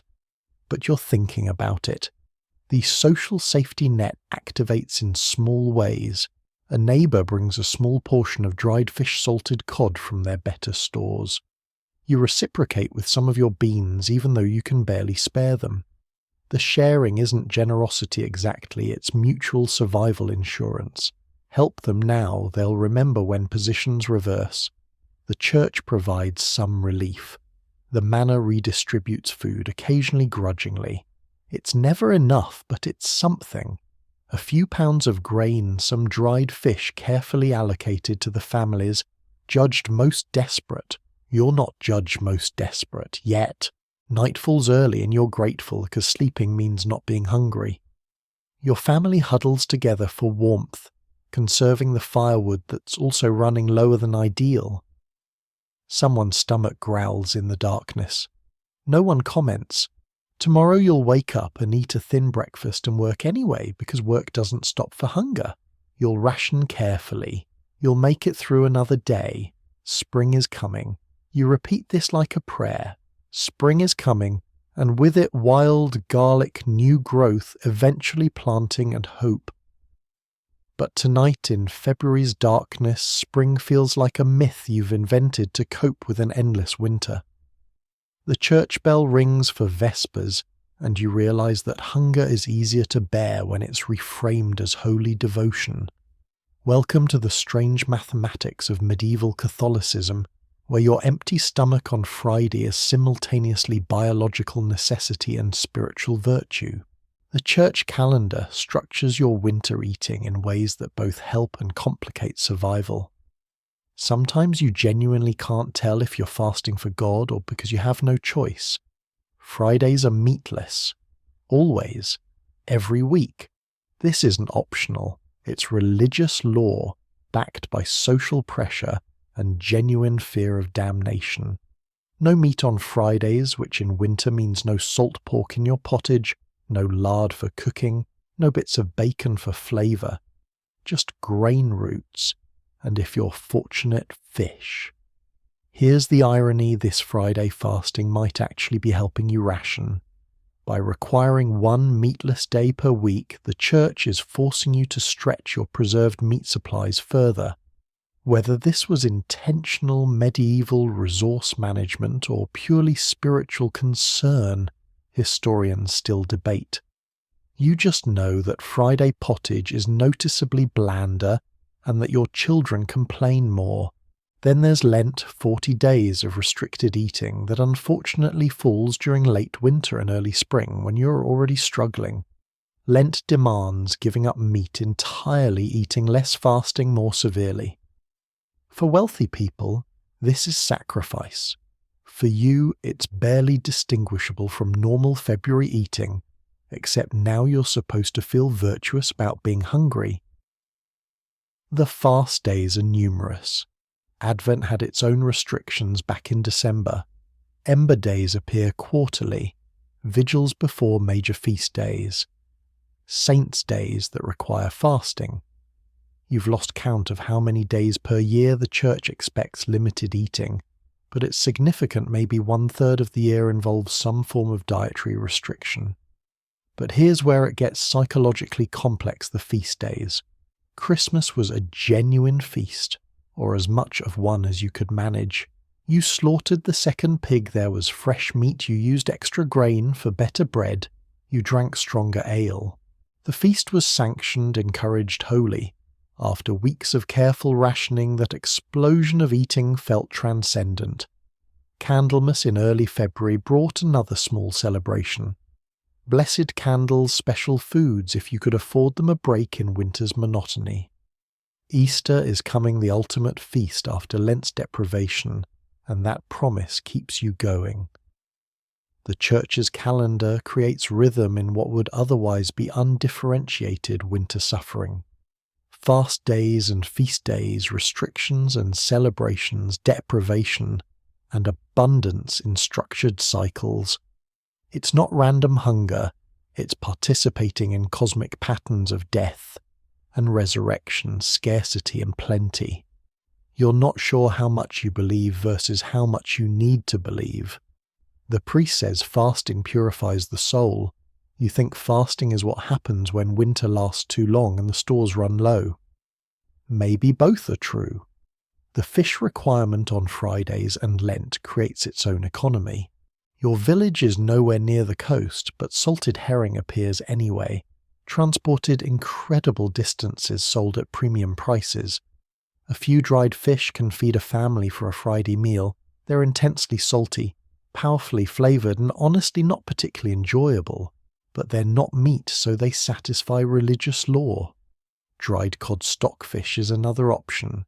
It's been dried so thoroughly that it's nearly indestructible, requiring hours of soaking to become remotely edible. You've got maybe 10 pieces of stockfish stored saved specifically for Lenten Fridays when you need non-meat protein. The wealthy eat elaborate fish dishes during Lent pike salmon lamprey prepared with expensive spices. You eat reconstituted salt herring and consider yourself fortunate to have it. Here's something fascinating: the Church defines fish broadly. Barnacle geese, because of a medieval belief that they hatched from barnacles rather than eggs, were sometimes classified as fish and therefore acceptable during Lent. Beaver tail, being scaly and aquatic, also counted as fish in some regions. The logic is medieval and flexible, bending to allow variety within restriction. You don't have access to barnacle geese or beaver tails. You have herring and stockfish and the occasional eel if you're lucky. The prayer before meals takes on different meaning in February. Bless us, O Lord, and these thy gifts. You mean it more desperately now. You're genuinely grateful for the thin pottage and hard bread, because the alternative is no pottage and no bread. The blessing isn't perfunctory, it's heartfelt acknowledgement that you're alive when you might not be. Sunday meals are supposed to be better than weekday meals even during Lent. This is when you use the last bits of butter, when you add an extra portion of beans, when you try to make the meal feel special, despite limited resources. The psychological lift of a slightly better Sunday meal sustains you through the week's sameness. The Church also provides actual charity, though less than you might hope. Monasteries are supposed to feed the poor. The manor redistributes food sometimes, but there's never enough charity to actually sustain everyone who needs it, so you're grateful for what appears and don't depend on it. Some village families are more devout than others. The family that prays loudly and ostentatiously seems to eat about the same as everyone else. God apparently doesn't provide extra grain for piety. The family that barely attends church except when socially required also survives winter. You're somewhere in the middle, faithful enough, practical enough, trying to hedge your bets with both prayer and planning. The children learn to pray before meals, to cross themselves, to accept religious explanations for why they're hungry. Where fasting for Jesus is easier for a child to understand than the harvest wasn't quite sufficient and winter is longer than our stores. You're not cynical about faith, you genuinely believe more or less. But you also notice that the priest who receives tithes and donations never looks quite as thin as the peasants in February. His faith is apparently better fed than yours. Tonight is Friday. No meat. You prepare fish pottage stockfish that's been soaking since yesterday, boiled with onions and grain. It's not good. The fish is tough. The flavour is overwhelmingly salt and fish funk. But it satisfies both hunger and religious obligation. Your family eats in silence, broken only by prayers. The fish tastes like obedience. Spring is still weeks away, but Easter is closer, and with Easter comes feasting lamb if you can afford it. Eggs, dairy products, forbidden during Lent celebration. You go to bed hungry, but holy. Tomorrow is Saturday, one day closer to spring, one day closer to resurrection. Your youngest daughter wakes up coughing in the night, and suddenly every calculation you've made about food distribution needs to be reconsidered. Winter survival isn't just about having enough food, it's about who gets it in what order and what happens when someone needs more than their share. Welcome to the brutal ethics of medieval resource allocation, where love and mathematics collide in your one-room house. The social hierarchy of eating in your family is mostly unspoken, but absolutely understood. Your husband doing the heaviest physical labour, maintaining the property, working on manor obligations, when required chopping wood in freezing temperatures, gets the largest portions. This isn't favouritism. A man who can't work because he's weakened by hunger means the entire family suffers. He needs approximately 3,000 calories daily to function. He gets priority. You come next, though you'd never admit it. You're managing the household cooking, preserving rationing, carrying water, maintaining the fire, caring for children and animals. Your labour is constant even if it's not valued the same as your husband's. You take adequate portions, not generous ones, but enough to keep functioning. The children's portions are carefully calibrated by age and need. Your 12-year-old son approaching manhood and doing increasingly heavy work gets nearly adult portions. The middle children get moderate amounts. The youngest, still small, needs less food absolutely, but more attention to what she eats. Growing bodies are vulnerable in ways that adult bodies aren't. But now she's sick.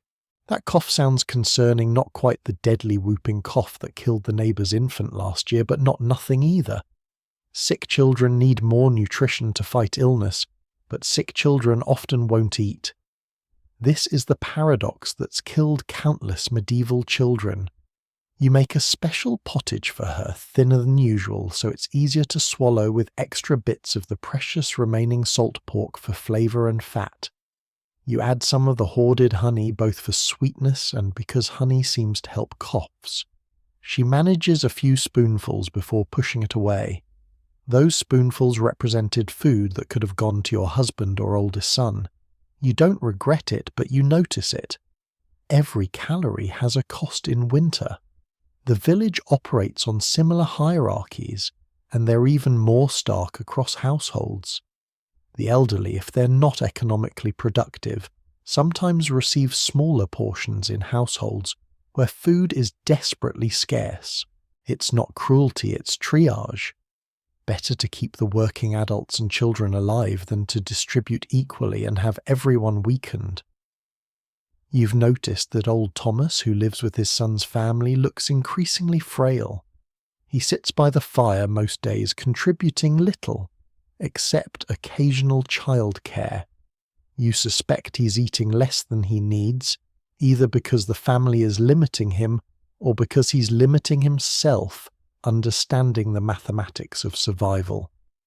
The widow 3 houses down is surviving partly on community charity. She has no husband, no older children, just herself and 2 young kids. The village ensures she doesn't starve. Families share portions, she receives church charity, she's given work when available. But she's noticeably thinner than women with more support structures. Pregnant women get special consideration, though not always enough. Your neighbour is 6 months pregnant, due in spring, and she needs extra nutrition but rarely gets it. The village wisdom says pregnant women should eat well, but village reality provides limited resources. She eats what she can, hopes the baby develops adequately, and trusts in God and luck. Nursing mothers have it slightly better. There's recognition that a starving mother can't feed an infant. They receive extra portions when possible, priority access to the richest foods available. Still not enough, never quite enough, but acknowledged as important. Here's something that makes you uncomfortable to think about if food became truly scarce. If it came to actual life or death rationing. Who would you choose? Your husband is essential for family survival. Your oldest son represents the future. But your youngest daughter, sweet as she is most vulnerable and least economically necessary. Would you reduce her portions to keep the others strong? You've never had to make that choice. You pray you never will. But you've heard whispered stories of families where such choices were made, where the weakest were allowed to fade so that the strongest could continue. You don't judge, you just pray it never becomes your reality. The communal survival strategies help prevent the worst scenarios.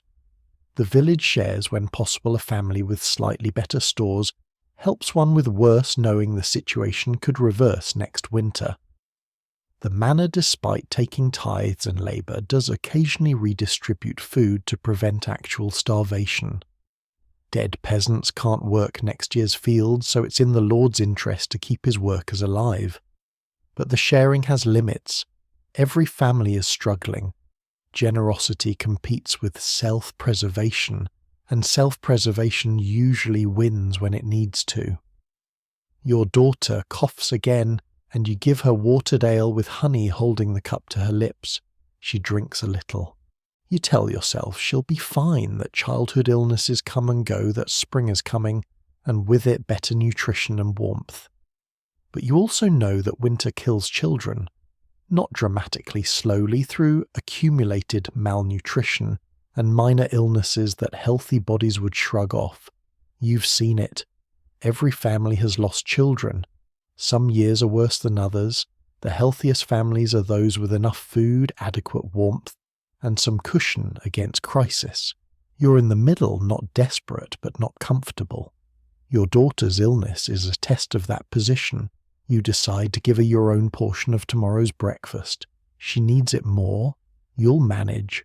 Adults can endure hunger better than children can endure illness and insufficient nutrition combined.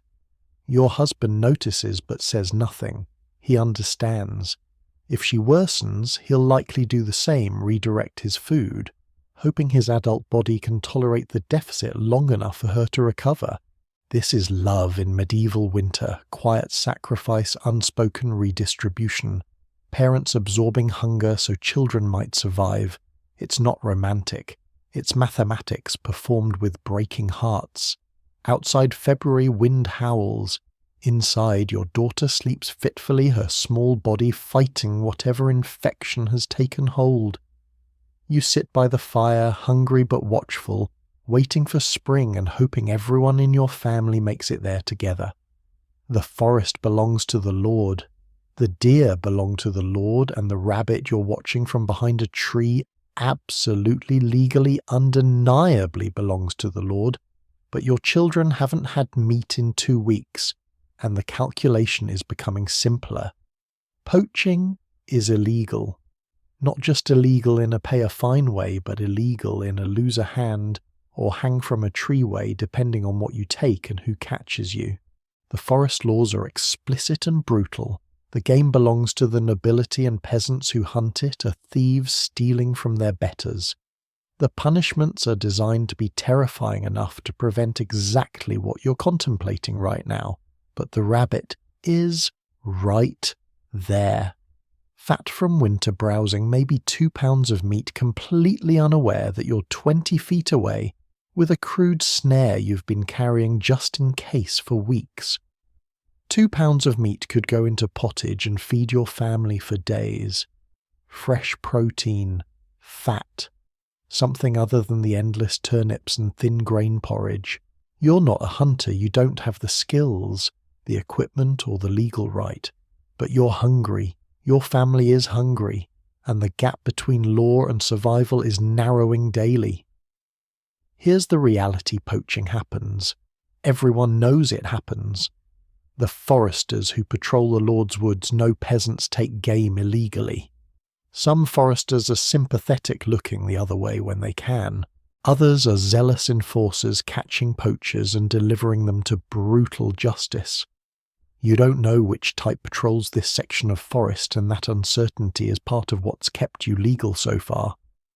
The class divide is stark here. The Lord rides through his forests, hunting deer, boar, even birds for sport. He has more meat than he can consume, hosts feasts with elaborate game dishes, wastes more protein in a single meal than your family eats in a month. Meanwhile, you're rationing salt pork by the ounce, and considering whether a rabbit is worth risking your hand. Some peasants are bolder than you. You know families who definitely, certainly, absolutely are eating more meat than their preserved stores would allow. They're not admitting anything, but you notice that suspiciously savoury pottage. Those children who look better fed than the family's visible resources would explain. The careful way they never discuss what they ate recently. The techniques for illegal hunting are passed down carefully whispered knowledge never openly shared. Snares for rabbits and hares, simple loop traps that catch the animal by the neck or leg. Quiet methods that don't announce your presence the way hunting dogs and bows would. You set the snare at dusk, check it at dawn, hope you're not observed doing either. Birds are easier to justify. If caught, you can claim you were protecting your grain stores, that the birds were pests. It's thin justification, but it's something. A few pigeons or a crow in your pottage, who's to say where it came from? Deer are absolutely off limits. Taking a deer is a serious crime, unmistakable poaching, potentially punishable by death. You'd never consider it. Well, you'd never seriously consider it. Though you've thought about it in your hungriest moments, watching deer move through the forest, representing enough meat to last weeks. Fish occupy a strange legal space. Rivers might be controlled by the Lord, or they might be common resources depending on local custom. You can sometimes fish legally, sometimes not. The rules vary by region, by lord, by whim. You've caught small fish occasionally. It's less clearly illegal than taking mammals or birds, though still risky. The ethical calculation is genuinely difficult. You're not a thief by nature. You respect property rights, social order, the law. But those concepts were created by people who've never been hungry, never watched their children weaken, never had to choose between legal starvation and illegal survival. Your neighbour's son was caught poaching 3 years ago. They took 2 of his fingers, the index and middle finger of his right hand, the bow-drawing fingers, ensuring he'd never hunt again even if he wanted to. He was 15. The punishment was meant as deterrent, and it worked. You're still deterred thinking of his mutilated hand, but the rabbit is still there and you're still hungry. Some regions have more relaxed enforcement. You've heard that in parts of France, lords tacitly allow some small game, taking understanding that starving peasants can't work fields. In England, where you are, the laws are stricter. Norman nobility brought rigid forest laws that English peasants deeply resent. The rabbit moves closer to where you've set your snare earlier. You're not actively hunting, you're just observing. If the rabbit happens to run into your completely coincidentally placed snare, well, that's just unfortunate for the rabbit. This is how poaching actually works. Deniability, coincidence, careful timing. You don't carry obvious hunting equipment. You don't tell anyone your plans. If successful, you butcher the animal at night, hide the evidence, add the meat to pottage where it becomes anonymous protein. The moral weight sits heavy. You're stealing. The law is clear. But the law was written by well-fed people, and you're increasingly convinced that legality and morality aren't always aligned when survival is the question. The rabbit doesn't go near your snare. After an hour of watching, it hops away in a different direction. You're simultaneously relieved and disappointed. Relieved, you didn't have to make the final choice. Disappointed that fresh meat just left. You dismantle the snare, hide the materials, walk home empty-handed and technically innocent. That night your thin pottage tastes like moral superiority and unsatisfied hunger. You stayed legal. You followed the law. Your children are still hungry, but you're not a criminal. Yet. Because winter isn't over. The stores continue diminishing, and that rabbit or one of its relatives will appear again, and each time the calculation gets simpler and the risk feels more acceptable. Many peasants cross this line eventually. Some get away with it for years. Some get caught. The difference between those outcomes is mostly luck, and luck is not a resource you have in abundance. You lie awake thinking about rabbit stew, about the taste of fresh meat, about whether God judges hungry fathers who steal to feed their families. The forest outside is full of food that you're forbidden to touch, and the injustice of that burns almost as much as the hunger. Tomorrow you'll stay legal. Probably. unless the opportunity is too perfect to ignore. The barrel of salted herring sitting in the corner of your storage room smells like the ocean gave up and died, then was resurrected specifically to torment inland peasants. But it's also the only reason you're eating protein on Fridays. Welcome to medieval fish logistics, one of the stranger economic miracles of the era. You live perhaps 80 miles from the nearest coast, yet here sits preserved seafood that travelled overland by cart, changed hands multiple times, and somehow remains affordable enough that even peasants can access it. It's not fresh, it's not delicious, but it's fish, and fish means you're following religious law while also not starving. The herring are packed in salt so heavily that they're essentially mummified. Each fish is stiff-dry, encrusted with white crystals barely recognizable as something that once swam. You pull one out, and it's like handling salted wood, rigid, desiccated, requiring hours of soaking before it becomes remotely edible. The preparation is time-consuming. You place the herring in a bucket of water the night before you plan to eat it, changing the water several times to leach out enough salt that it won't kill you. Even after soaking, the fish remains intensely salty, but at least it's chewable. You boil it with onions, grain, whatever vegetables you have, creating a fish pottage that tastes overwhelmingly of salt and fish funk but provides genuine protein. Here's what's remarkable: this preservation and distribution network exists specifically because of religious requirements. Catholics can't eat meat on Fridays during Lent on various holy days. That's potentially a third of the year. The demand for non-meat protein created an entire industry of fish preservation, transport, and trade. Without Christianity's dietary rules, you probably wouldn't have access to ocean fish at all. The fish merchants are a distinct class, neither nobility nor peasants, somewhere in the complex medieval middle. They control the supply, set the prices, and become moderately wealthy from selling preserved fish to people who have few alternatives. You resent them slightly while also depending on them completely. Stockfish is even more extreme than herring. These are cod dried so thoroughly in cold Nordic air that they're bored hard, lasting literally years without spoiling. You've got maybe 8 pieces stored, and they require even more soaking than herring, sometimes 2 or 3 days of water changing before they're soft enough to cook. The stockfish, once reconstituted, is substantial. It flakes into large pieces, provides dense protein, and if prepared carefully with enough onions and herbs is almost palatable. Your children hate it. They make faces, complain about the texture, the smell, the taste. You eat it anyway because the alternative is violating religious law or going hungry on fast days. Fresh fish is a distant dream. You're not near rivers with good fishing, and even if you were, winter fishing is difficult.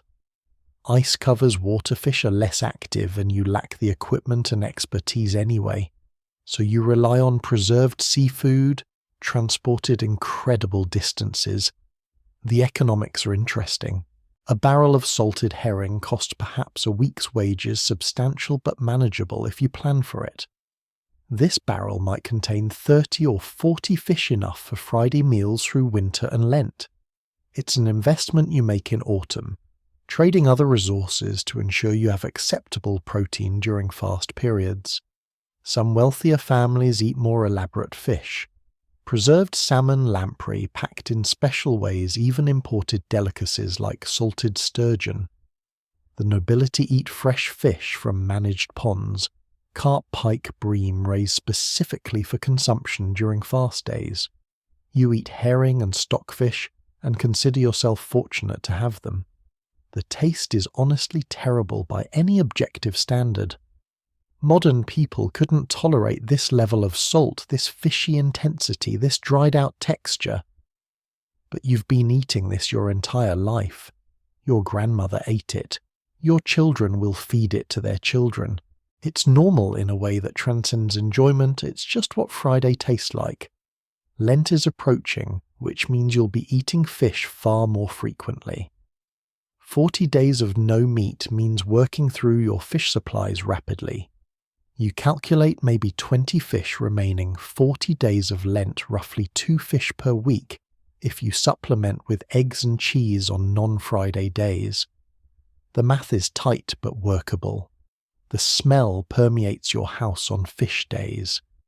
That distinctive reek of preserved seafood, salt, and cooking fish creates an aroma that announces to the entire village that you're observing proper Friday fasting. It's almost a social signal, the smell of compliance with religious law. You've learned to make fish pottage less terrible through experimentation. Heavy use of onions helps, wild garlic if you can find it, herbs that mask some of the fishiness. Grain cooked directly in the fish broth absorbs flavour and creates bulk. It's still not good, but it's tolerable, and tolerable is sufficient. Some families try to avoid fish by eating only vegetables and grain on fast days. Technically legal, but nutritionally risky. You need protein, and beans alone don't quite provide what bodies in cold climates doing physical labour require. Fish, for all its unpleasantness, delivers necessary nutrition. The children's resistance to fish is a minor battle you fight weekly. They want the salt pork they smell on other days. They don't understand why Fridays are different, why God cares what they eat, why fish is mandatory. You explain about Jesus' sacrifice religious observance. They eat the fish, grudgingly, faces scrunched in distaste. Your youngest, the one who was sick, refuses fish more adamantly than the others. You worry about this, she needs protein to recover fully. You try mashing the fish into the pottage so it's less identifiable, adding extra honey to mask the taste. She eats a little. It's better than nothing. Tonight is Friday again. They keep coming reliably once per week, demanding fish consumption. You prepare the soaked herring, boil it with your carefully hoarded onions, add grain, and a bit of turnip.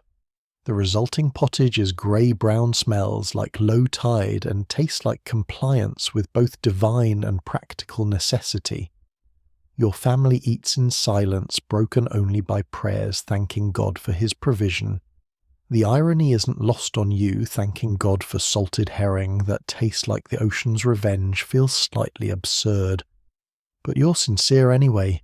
This fish, unpleasant as it is keeping you alive and law-abiding. Spring will bring different foods, fresh greens eventually, eggs more frequently, relief from the saltfish routine. But that's still weeks away, and tonight is Friday, and Friday tastes like herring whether you like it or not. The patch of earth near your door, currently frozen solid and covered with remnants of snow, is hiding something valuable. Vegetables that are still alive, still growing, still waiting to feed you when everything else runs out.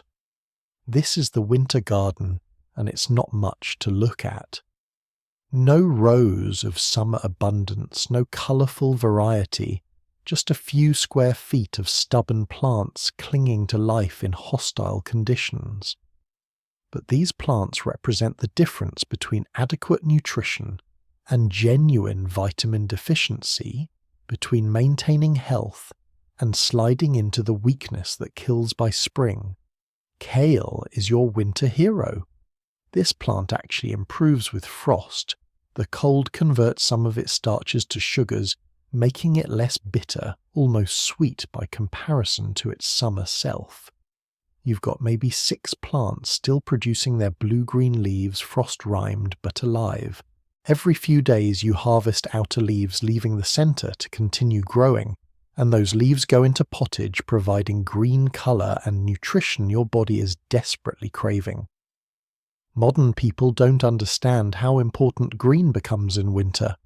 Months of beige and brown food grain roots, preserved meat, all in shades of tan and grey, create a psychological and physical hunger for colour, for chlorophyll, for something that looks alive. That handful of kale leaves transforms pottage from depressing to hopeful. You've also got leeks still in the ground. These alliums are remarkably hardy, surviving freezes that would kill most plants. You dig them up as needed, brushing away snow and frozen soil to reveal the white stems. They're smaller than autumn leeks, tougher, more intensely flavoured, but they're fresh vegetables in February, which makes them precious beyond their actual nutritional value. Some families plant cabbage specifically for winter harvesting. The technique is to plant late-season varieties that mature in autumn, but don't fully head up. They stay as loose-leaf plants that you can harvest from throughout winter. You didn't do this successfully this year, but your neighbour did, and occasionally she shares a few leaves when she's feeling generous. The winter garden requires knowledge passed down through generations. Which plants tolerate cold, which actually benefit from frost? When do you harvest, versus leaving them to continue growing? Your grandmother taught your mother who taught you, and you're teaching your children by having them help with winter harvesting. Here's something that surprises people. Some herbs survive winter outdoors. Thyme in a sheltered spot might stay green all winter. Rosemary, if the winter isn't brutally cold, survives and even continues growing slowly. Sage can handle frost. These herbs aren't just flavouring, they're tradition medicine, and the difference between food that tastes like despair and food that tastes like someone cares. You protect these plants when you can. On nights when brutal cold is predicted, you might cover them with straw or old cloth, creating insulation that prevents the worst damage. It's extra work when you're already exhausted, but losing your winter greens to a single hard freeze would be devastating. The plants near your house benefit from its heat. The wall facing your hearth releases warmth into the soil, creating a microclimate slightly warmer than the surrounding area. This isn't much, maybe a few degrees, but it's enough to keep plants alive that would die 20 feet away. Medieval peasants understood microclimates empirically using house walls, south-facing slopes, stone walls that absorbed sun anything to extend the growing season. Some vegetables are still in the ground by design. Parsnips actually need frost to develop their full sweetness. The cold converts starches to sugars, making them almost candy-like compared to their autumn selves. You leave them buried, digging them up as needed, harvesting directly from frozen earth. Skirret, a root vegetable that's fallen out of modern use, might still be in your garden if you planted it. It's cold-hardy, produces edible roots through winter, and provides variety when variety is psychologically essential. Jerusalem artichokes are a newer introduction in some regions, and they're perfect for winter harvesting. They stay underground, you dig them up as needed, and they store themselves naturally in the soil.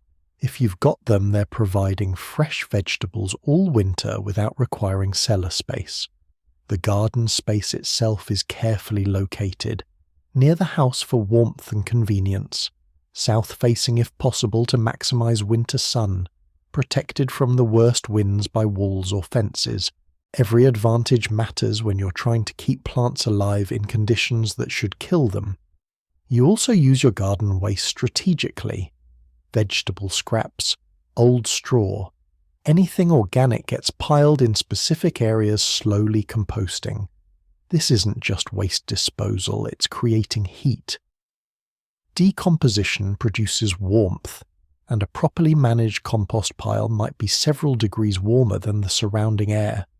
You've seen peasants planting cold-sensitive plants directly in or near compost piles to benefit from this biological heating. The children help with winter harvesting, though they complain about the cold. Their small hands can reach into tight spaces, brush snow off delicate leaves, help dig frozen roots. It's education through participation. They're learning which plants survive winter, how to harvest without killing the plant, how to read weather and protect vulnerable crops. Today, you harvest kale and leeks. The kale leaves are beautiful, deep blue-green crystalline with frost that melts under your touch. You take 5 leaves, leaving the plants to continue growing. The leeks require more work digging through partially frozen soil, loosening the earth around the stems, pulling carefully to avoid breaking them. Back inside, you wash the vegetables with precious water, picking off damaged bits, removing the worst of the dirt. The kale goes into tonight's pottage, adding green colour and a slightly sweet mineral flavour. The leeks will be used over several days, their layers separated each layer, adding flavour to different meals. Your daughter, the one who was sick, seems better today. You make a special thin soup just for her, with mostly leek and some grain easy to digest, gentle on her recovering system. She drinks it without complaint, and you actually notice colour returning to her face. Fresh vegetables are doing what preserved foods couldn't. The winter garden isn't abundant. It's not even adequate by summer standards. But it's alive, still producing, still offering green growing things in the dead of winter. That's not just nutrition, it's hope in vegetable form. Outside, your kale plants continue their slow growth, unbothered by cold that would kill humans in hours. Inside, your pottage has green in it for the first time in weeks. Spring is coming. The garden knows it, even if you can't quite believe it yet. The food itself is adequate. You're eating, you're surviving, but something else is slowly breaking inside you, and it has nothing to do with calories. This is the psychological hunger that doesn't appear in historical records, the mental exhaustion that historians miss when they count grain stores and calculate nutritional intake. You're going insane from sameness, from the crushing monotony of eating nearly identical meals day after day after day. And this invisible starvation might be more dangerous than the physical kind. It's March now. You've been eating variations of the same pottage for 5 months. Grain roots, occasionally some preserved meat or fish, the same flavours in slightly different proportions. Your body is fed. Your spirit is withering. Breakfast is thin grain porridge. Lunch is leftover pottage from last night reheated. Dinner is fresh pottage built on the remnants of lunch. Tomorrow will be the same. Yesterday was the same. The day before that was the same. You can't remember the last time you ate something truly different. Something that surprised your palate. Something that made eating feel like pleasure rather than fuel intake. The children are showing it too. Your oldest has stopped commenting on meals entirely. He just eats mechanically, face blank, going through motions. Your youngest picks at her food, eating enough to survive, but clearly taking no joy from it. The middle ones complain occasionally, but even their complaints have become routine, ritualized, almost comforting in their predictability. Your husband is quieter than usual. He works, he eats, he sleeps. The conversation has drained from your household along with the variety from your diet. What is there to say? The food is the same. The weather is the same. Winter continues with grinding inevitability. Here's what modern people with their varied diets can't comprehend: how oppressive sameness becomes. You're not just bored with the food, you're losing the will to engage with it. Eating becomes a chore rather than a pleasure, something you do because you must not, because any part of you wants to. The sensory deprivation is real. Your tongue knows approximately 3 flavours at this point: grain bland, slightly nutty turnip, earthy, faintly bitter and salt when you can spare it. Occasionally there's the overwhelming fish funk of Friday herring, or the weak sweetness of your dwindling honey. That's it. That's your entire flavour palette for months. Colour is similarly restricted. Brown grain, pale roots, grey pottage, the occasional green from your winter kale, but even that's muted, cooked into submission. Your eyes are hungry for red, yellow, bright green, any colour that signals variety, freshness, abundance. Texture has vanished. Everything is soft cooked to mush, easy to eat but completely uninteresting. There's no crunch, no variety between bites, no surprise. The pottage is always the same consistency, thick enough to be substantial, thin enough to stretch supplies. You find yourself obsessing about foods you'll eat when spring comes. Fresh greens, you can almost taste them, that bright, sharp flavour of new growth. Berries months away still, but you remember their sweetness with painful clarity. Eggs, when the chickens start laying properly again. Milk from the cow when she's eating fresh pasture instead of dried hay. These fantasies are becoming elaborate, almost hallucinogenic. You imagine meals in detail, the colours, flavours, textures, the sensation of variety. It's a form of escape mental wandering to places where food is abundant and different and exciting. The psychological impact shows in other ways too. Your more irritable, small annoyances provoke disproportionate reactions. Your husband snapped at the children yesterday over something trivial. Your oldest picked a fight with his sibling over nothing. The house feels tense, compressed, everyone's nerves frayed by winter's length and diet's sameness. Sleep is affected.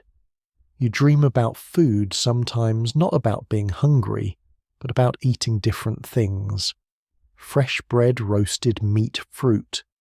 You wake up and the disappointment is physical, visceral. Your dream mouth remembers tastes your real mouth hasn't experienced in months. Some families handle this better than others. Your neighbour somehow maintains cheerfulness singing while she cooks the same pottage everyone else is eating. You don't know how she does it. Maybe she's just better at pretending, or maybe she's genuinely more psychologically resilient. The wealthy, you've heard, combat monotony with spices, pepper, ginger, exotic flavours imported at tremendous cost. They can make their winter meals interesting through expensive additions. You have salt. Sometimes you have onions. That's the extent of your flavouring options. The church's calendar helps slightly by mandating different meals on different days.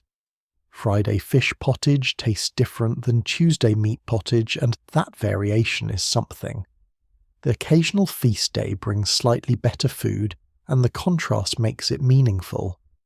But these breaks in monotony are too infrequent to really address the grinding sameness. You've noticed yourself becoming obsessed with tiny variations. Today's pottage has slightly more turnip than yesterday's. You note this, think about it as if it matters. You cut the onions differently just to create the illusion of change. You serve the meal in a different order, grain first, then vegetables, pretending this constitutes variety. The mental exhaustion manifests physically. You're tired in ways that sleep doesn't fix. Your body might be adequately fed, but your entire being is depleted by winter's length, by the sameness, by the lack of any pleasure or variety in your daily existence. Here's the darkest thought you understand now: how winter breaks people. Not through starvation necessarily, but through this slow psychological grinding. People who have adequate food but lose the will to continue, because continuing means more of the same forever, with no relief in sight. You're not there, you're not broken, but you're bent-strained, approaching some kind of limit that has nothing to do with caloric intake and everything to do with the human need for variety, for pleasure, for something to look forward to. Tonight's pottage tastes exactly like last night's pottage. Tomorrow's will taste the same.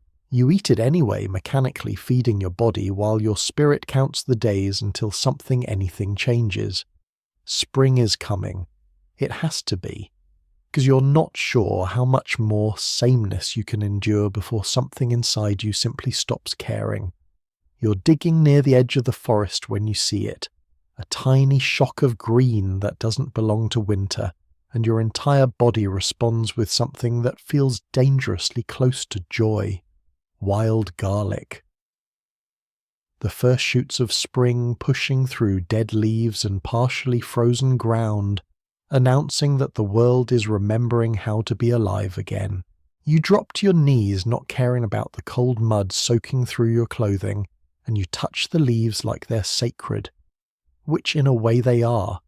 This is the first fresh wild green of the year, the first food that doesn't come from your dwindling stores, The first sign that nature is about to start providing again instead of just taking. The timing is perfect and terrible. It's mid-March. Your stores are critically low, maybe 2 weeks of grain, left a few roots, the last scraps of preserved meat. You've been calculating whether you'll make it to harvest, whether the seed grain will have to be eaten, whether your family will survive winter intact, and now this. Wild garlic pushing through frozen earth, telling you that survival is possible, that spring is real, that you haven't been abandoned by the cycles of growth and abundance. You harvest carefully, taking leaves but leaving roots, ensuring the plant can continue growing. The smell is overwhelming after months of bland food, sharp, pungent, alive. You gather enough for today's meal and tomorrow's, then force yourself to stop, to leave some growing, to not destroy this gift in your desperation. Walking back, you notice other signs you've been too exhausted to see. Tree buds are swelling. The angle of sunlight has changed.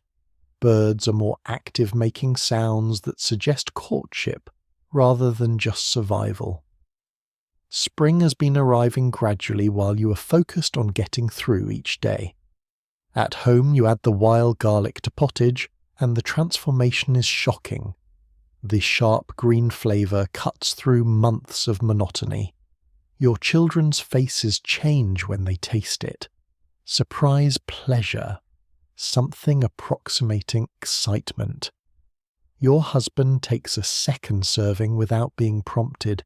This is what you've been missing, flavour that comes from life rather than preservation, green that means growth rather than decay, food that tastes like the future instead of the stored past. The next day you search more actively. Where there's wild garlic, there are other early greens.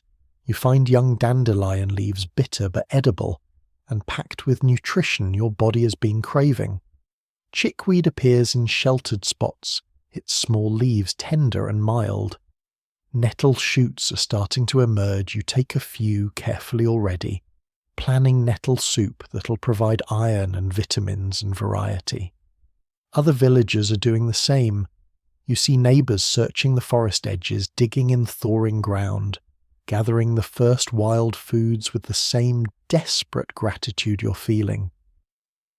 There's a shared understanding winter is ending, we made it. The world is about to feed us again.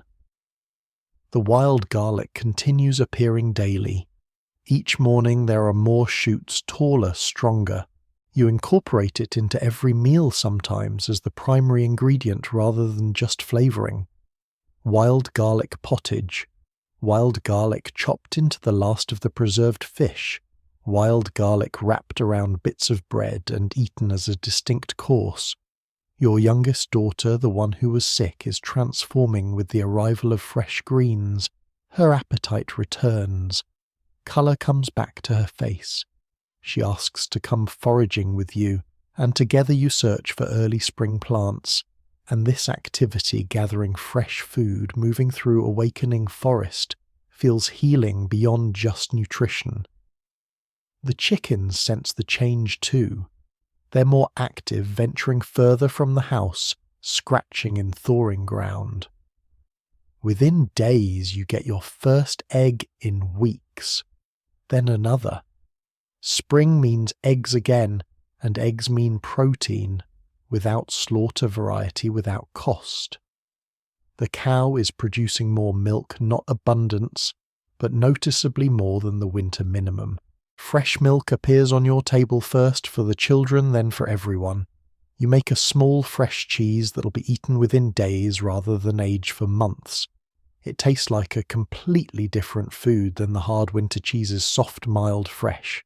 Here's the psychological shift. You're no longer just surviving. You're starting to live again. The wild garlic isn't just calories, it's proof that deprivation is temporary, that abundance returns, that winter's grip eventually breaks.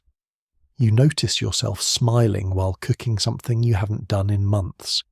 Your husband jokes about dinner, making a comment about the garlic, making him smell like the forest. Your children laugh actual laughter instead of just existing quietly. The village's mood shifts collectively. People are outside, more talking, more showing each other their foraging finds. Someone found morel mushrooms near dead trees. Those will be eaten fresh, treasured, celebrated. Someone else reports seeing baby rabbits, which means population recovering, which means legal hunting will improve next autumn. The wild foods keep appearing. Sorrel with its lemony tang. Young fern shoots fiddleheads that need careful preparation but provide green vegetables when little else exists. The leaves of hawthorn trees actually edible when young, adding to the diversity of gathered greens. You're eating fresh vegetables daily now, not abundance, but enough to matter. Your body responds immediately. Energy increases. The fog of exhaustion lifts. Your skin looks better. Your children are more active, playing outside instead of huddling by the fire. The first true warm day arrives, not just less cold, but actually warm, and you eat dinner outside for the first time since autumn. The wild garlic pottage, now with additions of dandelion and chickweed, tastes completely different in spring air with sunlight still visible. Your husband looks at the remaining grain stores and does the math out loud. We'll make it. The seed grain is safe. This announcement brings relief so profound you nearly cry. You'll make it. You'll plant. Next autumn you'll harvest. The cycle continues. That night, lying in your bed that's slightly less crowded because the children can sleep a bit apart now that brutal cold has passed you, think about wild garlic. Such a small thing, sharp-tasting leaves pushing through frozen ground. But it means everything. It means winter is over. It means you survived. It means that in this endless cycle of scarcity and abundance, deprivation, and plenty you've made it through once more to the season of growing things. Tomorrow you'll forage again. There will be more wild garlic, more early greens, more signs of spring's arrival. But tonight you sleep peacefully, your belly fuller than it's been in weeks, your spirit fed by something more important than calories. Spring is here. You survived. The last frost melts on an April morning and you stand in your garden plot with seed grain in your hands, looking at soil that's finally soft enough to work, and you realize something profound you did, what your ancestors did, what your children will do, what peasants have done for 1,000 winters. You survived on almost nothing, and that's everything. This is the quiet triumph that never makes it into history books. No battles were won, no kings were crowned. You simply made it from October to April without starving, without losing anyone, without eating the seed grain that now sits ready for planting. You fought winter with turnips and salt pork and careful rationing, and winter blinked first. Your stores are nearly empty, maybe 3 days of grain left, a few wizened roots. The preserved meat is completely gone. You ate the last piece a week ago. But it doesn't matter now because the world is producing again. Wild greens are everywhere. The chickens are laying. The cow's milk is increasing daily. The desperate arithmetic of winter is becoming the hopeful abundance of spring. You look at your family thinner than they were in October, but alive, functional, ready to work. Your husband is already planning fieldwork, talking about planting schedules, calculating what to sow where. Your oldest son will work alongside him this year, nearly a man now strong enough to handle adult labour. Your daughter, who was sick, is running through the garden checking for new growth fully recovered. The village survived too, mostly. Old Thomas died in February. You attended the funeral, one of several that winter. The widow and her children made it through, barely sustained by community sharing. A few families lost children to winter illness, and those losses hang heavy, but they're familiar losses. Winter always takes some, but your village is intact. Enough survive to work the fields, maintain the community, continue the cycle. By medieval standards, this was a successful winter, hard but not catastrophic.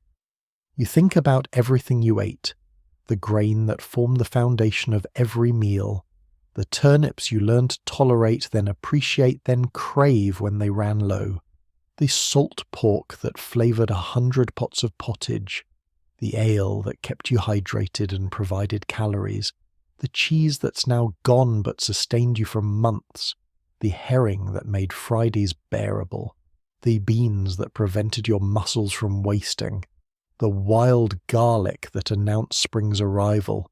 None of it was delicious by any modern standard. Much of it was barely palatable, but it was enough. It carried you through 5 months when nothing grew, when cold tried to kill you, when darkness lasted longer than light. Here's what you've learned, though. You'd never articulate it this way. Survival is a communal achievement.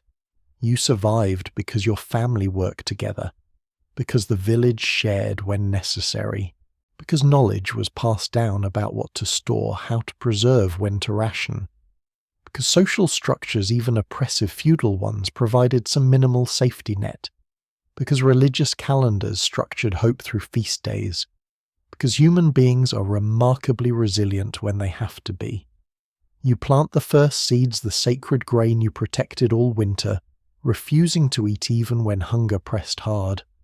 The soil accepts them, and you feel the satisfaction of having made correct choices, of having prioritized future survival over present comfort.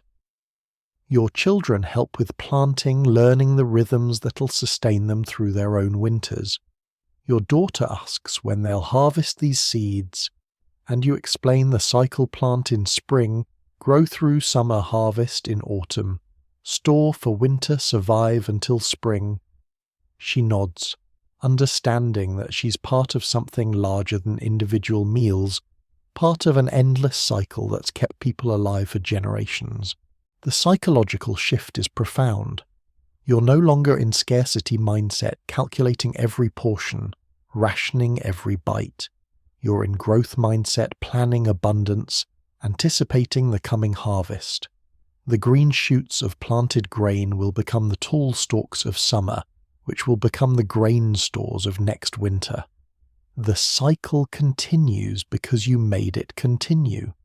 That night you make pottage from wild greens, fresh eggs, bit of milk, and the last scrapings of grain. It's the best meal you've had in months, not because it's objectively delicious, but because it represents transition from winter to spring, from scarcity to sufficiency, from survival to living. Your family eats together, talking about plans, what to plant, what repairs the house needs, how the animals are recovering. The conversation is animated, hopeful, forward-looking. Winter made everyone quiet and inward. Spring makes you expansive again. You think about the winter behind you and the winter ahead. There will be another one. In 6 months you'll be harvesting and preserving and rationing again, preparing for another 5 months of cold and darkness and limited food. This cycle never ends until you die, but you've proven you can do it. You know which foods sustain, which preservation methods work, how to ration without starving, how to maintain hope when variety disappears and monotony threatens to break you. You survived winter with what peasants have always had: grain and roots preserved, meat and fish, community and faith, knowledge and resilience. You survived with the minimum necessary, and that's the human story that history usually ignores. The nobility survived winter in comfort with spices and variety, with full stores and ample resources. Your survival was different, harder, more precarious, achieved through careful planning and constant vigilance and acceptance of discomfort. But you're here. Your family is intact. Spring has arrived. The cycle continues. Tomorrow you'll plant more seeds, forage more wild greens, continue the work of living.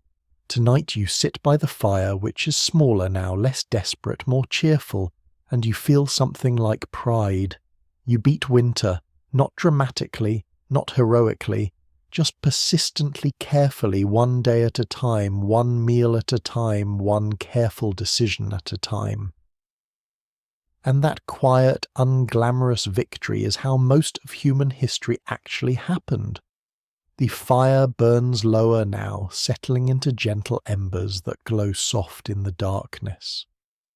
Your breathing slows, matching the rhythm of cooling coals, and somewhere in the distance between waking and sleep, you understand something the history books will never tell you.